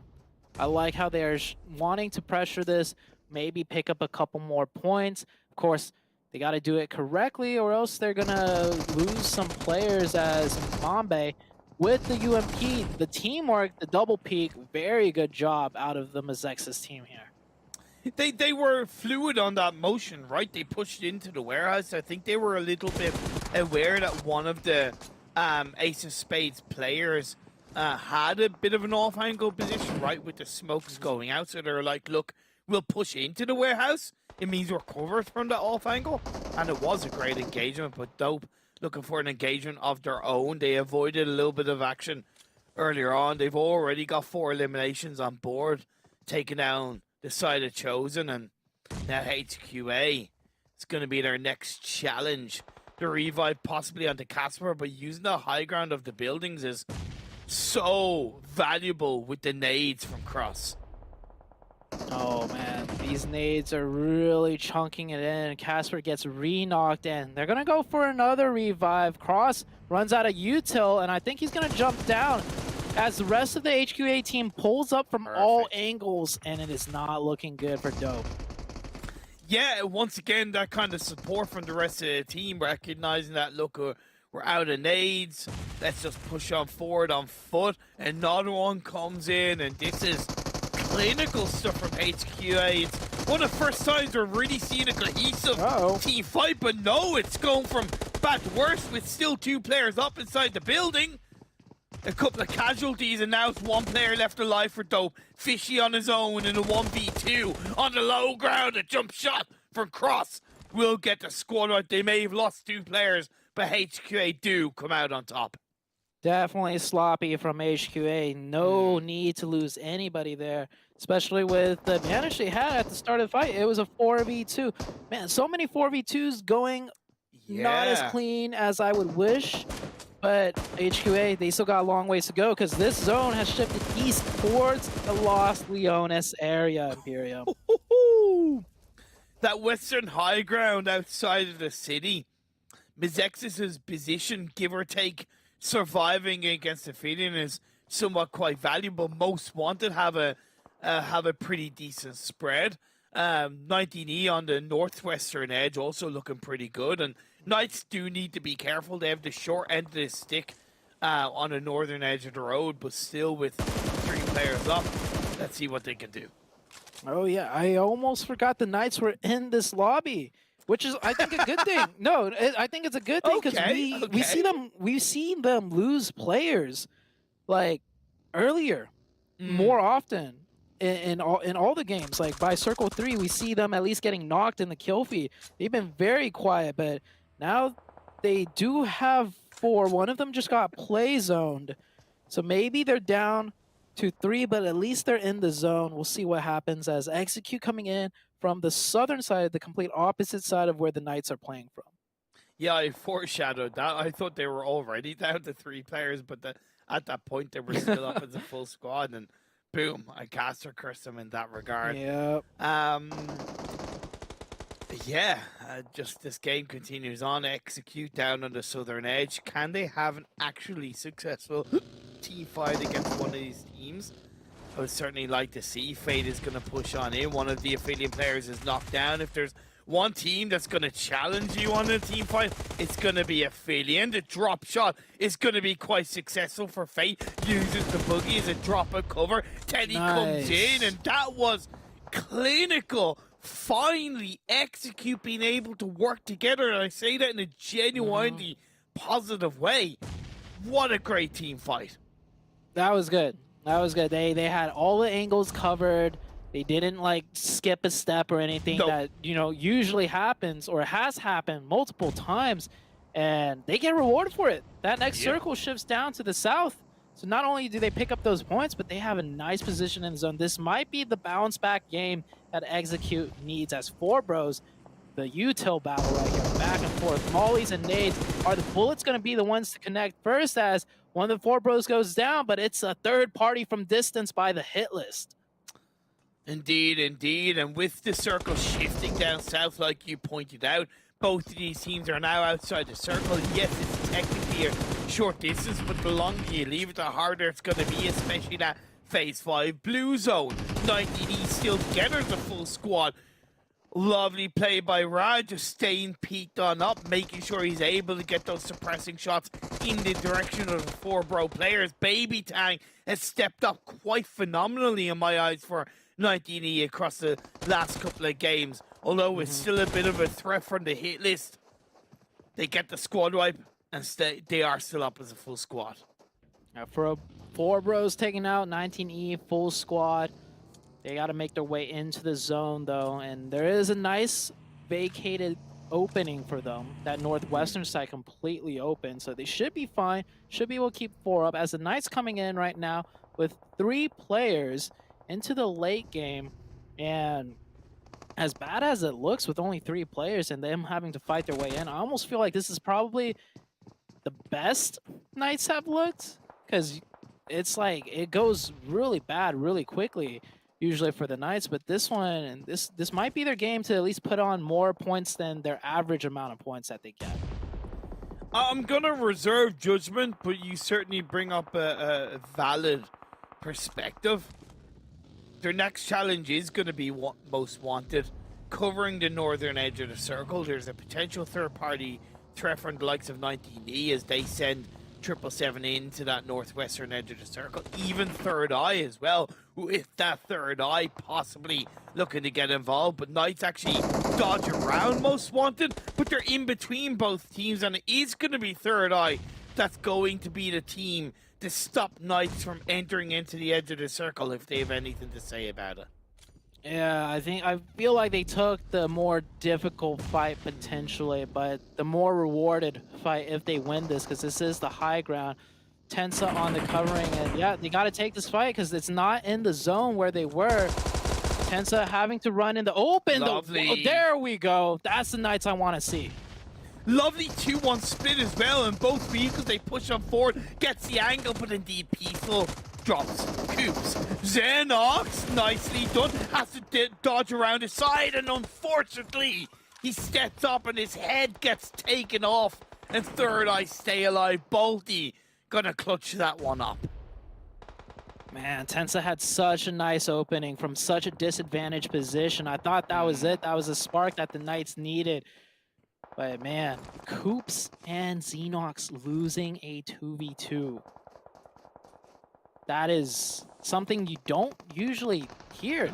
Xenox, one of the best CQC players ever with his movement. And Tensa, or not Tensa, Coops, the MVP multiple times. And that is it for the Knights for this game. But the game continues on as 19 Esports with that 4 players alive into the late game, taking out the hit list and making work. But there's another team with 4. Execute. Looking strong right now. Maybe get their first chicken dinner here. Looking sharp, looking cohesive. Also, MEZEXIS Esports NA up to 9 eliminations. They've been hanging around this Western Los Leones terrain for quite a while, right? They got involved on that squad wipe against Angry Amateurs earlier on, and since then it's just been engagement after engagement. THIRDEYE Peaceful gets a knock onto one of the most wanted players. Alucard, very experienced in his own right. Can he IGL his way out of this engagement with the blue zone on his back? It's going to be a challenge, but he steps up out of the box, gets a knock, gets a confirmation, and he picks off one of the THIRDEYE players. Nicely done, using the blue zone to his advantage. That player was not expecting him to still be in the blue using that first aid. He will manage to make it a little bit further, but we got MEZEXIS here priming some grenades. And if this one connects, that is most wanted out of the game. Inactive, with only 2 nades left, isn't quite sure where to throw it, as 19 Esports from the other angle gets a knock onto most wanted. That is a nade by Alucard. It connects onto Yahir, but a sliver of health. Inactive was able to pre-fire. No time to wait, no time to lose. Around the corner, Inactive goes. Gets a squad wipe onto most wanted. Valiant effort, but what's important is MEZEXIS are going to be able to stay up as a 3-person team. We have 4 teams on the northern side of the road, and Execute control the entire southern side. And it looks like Execute's actually getting a little bit aggressive, sending 1 player over to get a foothold on the northern side of the road. I do like that with 3 supporting players. Fate should be okay there, but just as I say that, Sam, from a weird angle that I don't think Execute was prepared for, goes down. It's being traded, though. 4 teams left. Korean barbecue lovers. Sam is still alive. MEZEXIS still up as a 3-person team. 19E, in my eyes, are the team most under pressure. With that circle shifting down to southeast, they have to make it across the road. And with Rad going down now, followed by Ason, it is just 777 to be that solo fighter for 19E. MEZEXIS know exactly where he is. Time is ticking, though. 10 seconds left on the clock, and Remix will finish off 19 Esports with 3 teams now left in this lobby for the final game of day 2 in this PMPL NA Fall split. Who will be the ones to close out an excellent chicken dinner right now? It's looking in the eyes of Execute. The zone favoring them. They also got the finish onto MEZEXIS. MEZEXIS has to worry about Sam too, because Sam might be in zone, so MEZEXIS might have to take a fight with Sam here. Sam throwing his nades, trying to do what he can to push back the MEZEXIS team. This should be an Execute winner chicken dinner. And I said that last time on Erangel, but this time I'm more confident in it as MEZEXIS push up onto Sam. Oh, no way! And there we go. No way! But I tell you what, Sam is still alive. Execute has a player knocked down. He's a little bit on his own. Jason might be able to get to Teddy. It could be a revive. And let's be fair, MEZEXIS are not dealt with. Remix gets the confirmation onto Teddy. This is easier said than done. But what a nade by Solo finishes off the final player of Korean barbecue lovers. And now we can look at Execute as grabbing this chicken dinner, but not if the last player of MEZEXIS has anything to say about it. He's able to get the knock. This is a 1v1. The pre-fire Solo's position has been exposed. Remix gets to the edge of the wall, and Solo is going for the revive. They're looking to play the body advantage, but let's be fair, that revive takes 10 seconds, and that is 10 very important seconds for Remix to get some kind of heal off, to get some kind of reposition, to get some kind of angle of pressure to make it a 1v1 once again. Remix, no first aids. He will bandage as much as he can, but yeah, I think that was a smart move by the Execute team. That could have gone very bad. And be a little bit careful there, exposing yourself. Take the 2v1, double peek, and that should be it. No way! No, it's not! No, it's not! He steps on up, and now it is it! Now, finally! And I know it was a damn close call, Zute. Execute, grab themselves a chicken dinner. I was about to flip my table if Execute somehow choked that again. Oh, man. Okay. Well, I guess chicken dinner for Execute. Good job. Look, it was a shaky finish, but genuinely, they put in a lot of work in that early to mid game. Like they were. Yes, the early to mid game was really good. They were quite impressive on the APHELION engagement. They had a great spread. They kind of helped to shut down 19E. They can definitely walk away a lot happier with that result, despite how shaky it was in the end. Let's head to the highlights, then back to the desk.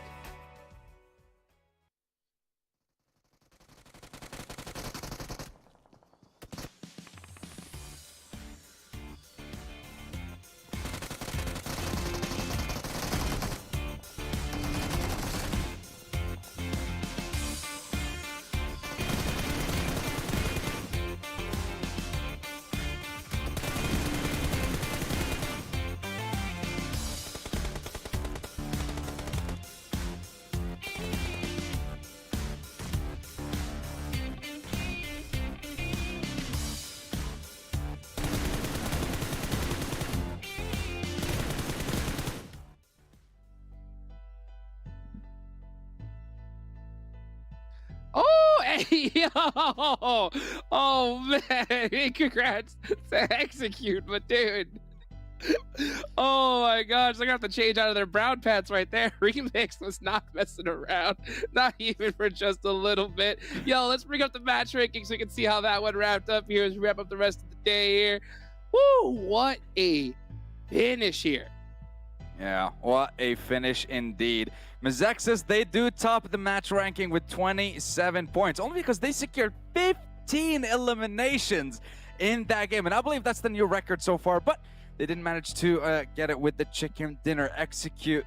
That was so close. I believe, you know, every single one of us, even here on the analyst desk, we were on the edge of our seats, just thinking, there's no way he does a 1v2, not even after getting a knock, getting that revive back again for execute, but they managed to secure it, managed to get that dub, managed to get that winner chicken dinner, 24 points for themselves at the end of the day.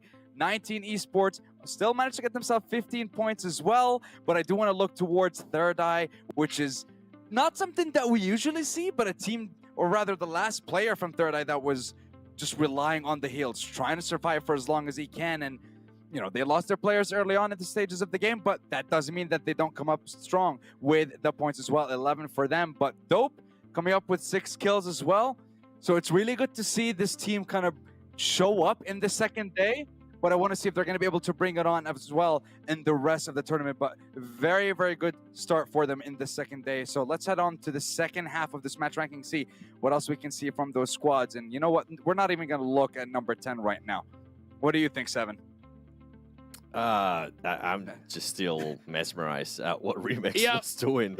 Those shots that he was hitting. Can somebody please clip them and tweet it to us using hashtag PMPLNA, because those were just fresh, my boy. Absolutely fresh. By the way, APHELION Esports not being able to finish off the day in a great way. They finished off the day the same way they started it, almost with 0 points, just 1 point for them. Nova Esports as well. I was hoping that they would have a great performance here on this Miramar after what we saw from them earlier today. They only able to get 2 points here, but overall, MEZEXIS Remix, those shots might be actually some of the best shots I have seen so far in this PMPL North America. Oh man, it was disgusting. Definitely had execute on the ropes, you know, hoping for a second, and you can just tell as we're talking about, we thought that he was going to wrap around, and even they thought the same thing. I don't know, it's just very well played, executed there at the end. Unfortunately, not able to get it done. Execute did end up with that one, but we really need to talk about who is going to be the MVP for today. Seven, got any guesses? I mean, I'm gonna go with I kind of want it to be somebody. I was gonna say, you want somebody from the Panthers after that last match. I want somebody from MEZEXIS, but more than likely is gonna be somebody from the Panthers. I'm not sure about Chico. I think it might be Freddy. Yeah, I definitely agree. It has to be someone from the Panthers, just because with APHELION, yes, they do. They might still top the leaderboard. Actually, yeah, they still definitely do top the leaderboard. That's for sure at the end of the day. But like you said, first game and last game was pretty weak from them. Not really many points. So I have to agree. It definitely has to be someone from the Panthers lineup. I'm going to go with Chico, though, on this one. You're going to go with Chico as well? I'm telling you, dude, it's the essence of Chico. Okay, essence. We saw what he did. So we saw what the Knights were doing when Chico was on the roster. Okay, now Chico just happens to be on the Panthers roster, and the Panthers just happen to be owning. There's a lot of happening here. You know what I'm saying? A lot of happening. And there's some people that say there's no such thing as coincidence. Numbers do not lie. And in this new PMPL, numbers. Oh, it's Chico! It's Chico, baby! The legend himself, 14 elimination, 7. You said it was Freddy, but you doubted the Chico, man. You doubted him once before. You doubted him once before with the Knights. And now you doubt him once again. How dare you? How dare you? Just for the MVP, okay? Remember what I said yesterday. Let's go back. I'm remembering. Let's recap. I said, with this new team, and maybe not having to worry about being just such a support role that he had to do with Knights, this is going to be the time where he gets to shine. And so far, it's showing like that is the case. And so far, Chico, I must say, that move that you made to the Panthers, the pickup from the Panthers, best move that we have seen so far. My man, putting up damage, putting up the elims, and what's impressive, too, putting up that average survival time. Whoo! Look, I start It's gonna be my new profile picture. Yeah, right I think so too. Like I think this, so. yeah. It was pretty hard. No, he has the thumbs no, up. He's inside. like, Yeah. Two like that, thumbs up. Just saying, hey, look at me now, Seven. Look at me now, dude. Hey, let's go. Waiting for the tweet. Oh, Make same sure you here. use hashtag PMPLNA, Chico. PMPLNA. Easy retweet. Okay, guys, it's time for what everybody in the chat just like, hey, guys, be quiet. Let us see the overall leaderboards. Let's take a look at them and take a nice, beautiful look. Sandstorm 7, APHELION Esports, all the way at the top. I'm going to start off with you, Sandstorm. Tell me what you think. 3 winner chicken dinners for the side of APHELION Esports. But the thing is, there's a 6-point difference only. That is it between first and second. Yesterday, you were talking about a 27-point difference between APHELION and Panthers. So Panthers really stepping it up, and they don't go for the dub. They just go for the eliminations. They want to get those points. 59 eliminations to their name so far, holding up in second place. So we can see how both of these playstyles, they focus on placement points versus they focus maybe a little bit more on the aggressive side, on the elimination side of it.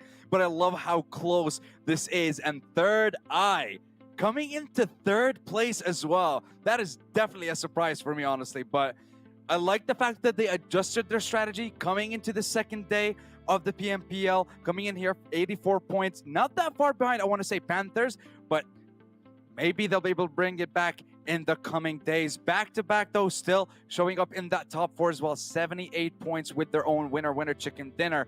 But it's going to require a lot more from back-to-back and Nova if they want to contest APHELION for that coveted prize of course, I think it's part of the $2,500 given away for most winner chicken dinners within the first week. So APHELION, they already have their eyes on a prize within the first week of the tournament, guys. I'll say one thing, though. Ace of Spades, nice. And then, Seven, what do you think? Hold on. Let's go back to back-to-back. They actually had a much better day than APHELION Esports did overall. APHELION Esports only got 33 points today, and if I'm not mistaken, back-to-back ended up with at least 41 points. So a huge improvement there for back-to-back, and that's exactly what we wanted to see. And when you talk about Nova Esports, I mean, they don't stay far behind. They also had an amazing day by being able to put up 45 points. So the teams at the top, APHELION Esports, the Panthers, yes, I know, especially APHELION Esports, I know you're currently with 112 points, a 6-point lead over second place, but the first game consistency and that last game consistency that you guys weren't able to perform to the way that we expect them to, just to refresh your memory, 0 points on the first game today and 1 point on the last game for APHELION Esports. There needs to be improvement there. You cannot just wish and hope that you end up getting those kind of chicken dinners, because these teams will continue to start picking it up. And I want to see that second page, because there's going to be some changes. I mean, we saw some great consistency out of Dope Esports. We just saw what MEZEXIS was able to do too with that last game. They were able to make a huge push from 17th place all the way up to 9th place. So you can see a lot of these teams can still make up a big push. I want to see more out of Execute. I feel like today we saw exactly the same thing that we saw yesterday with Execute. They just ended up throwing fights that were going their way. Not sure what was going on there, because they were making great pushes as a team. They were making great decisions, and then all of a sudden, I feel like they just forgot about a certain player and ended up getting third party. So hopefully we can see more of Execute. And then as we go to the third page here, do we want to? We definitely want to see more out of Nice Jukes. Yeah.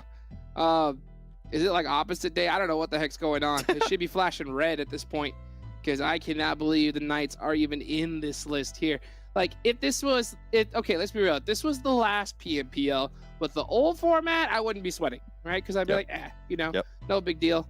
They'll make it here. And actually, they would have not made the Super Weekend already if this is the old format. If I think about it like that. Yep. That's pretty crazy.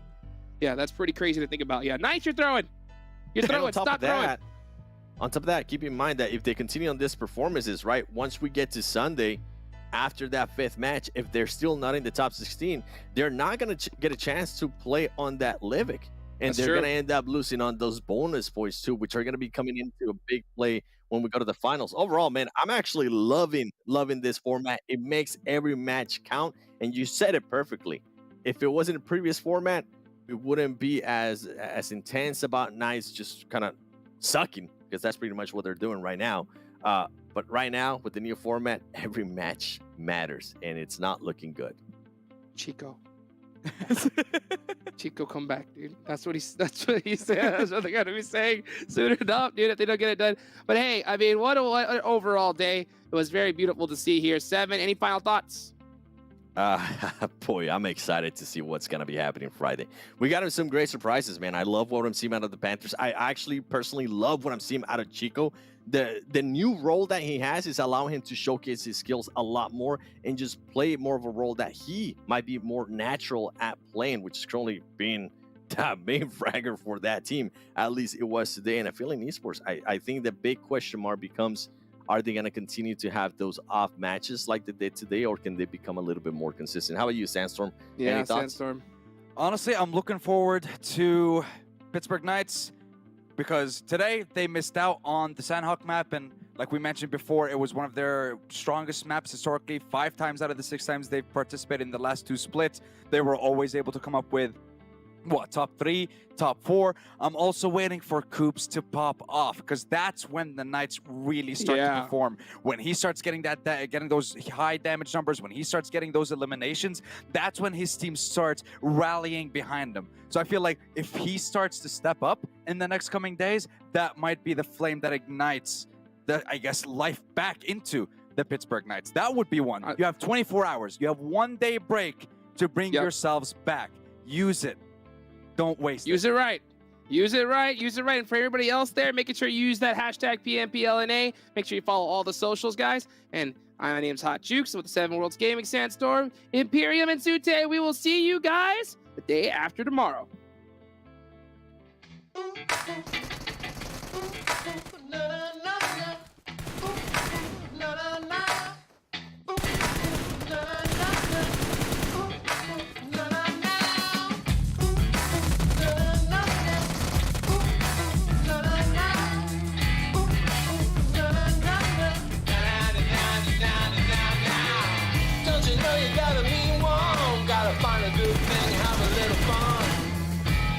You gotta lock it down, gotta save a little something for the next round.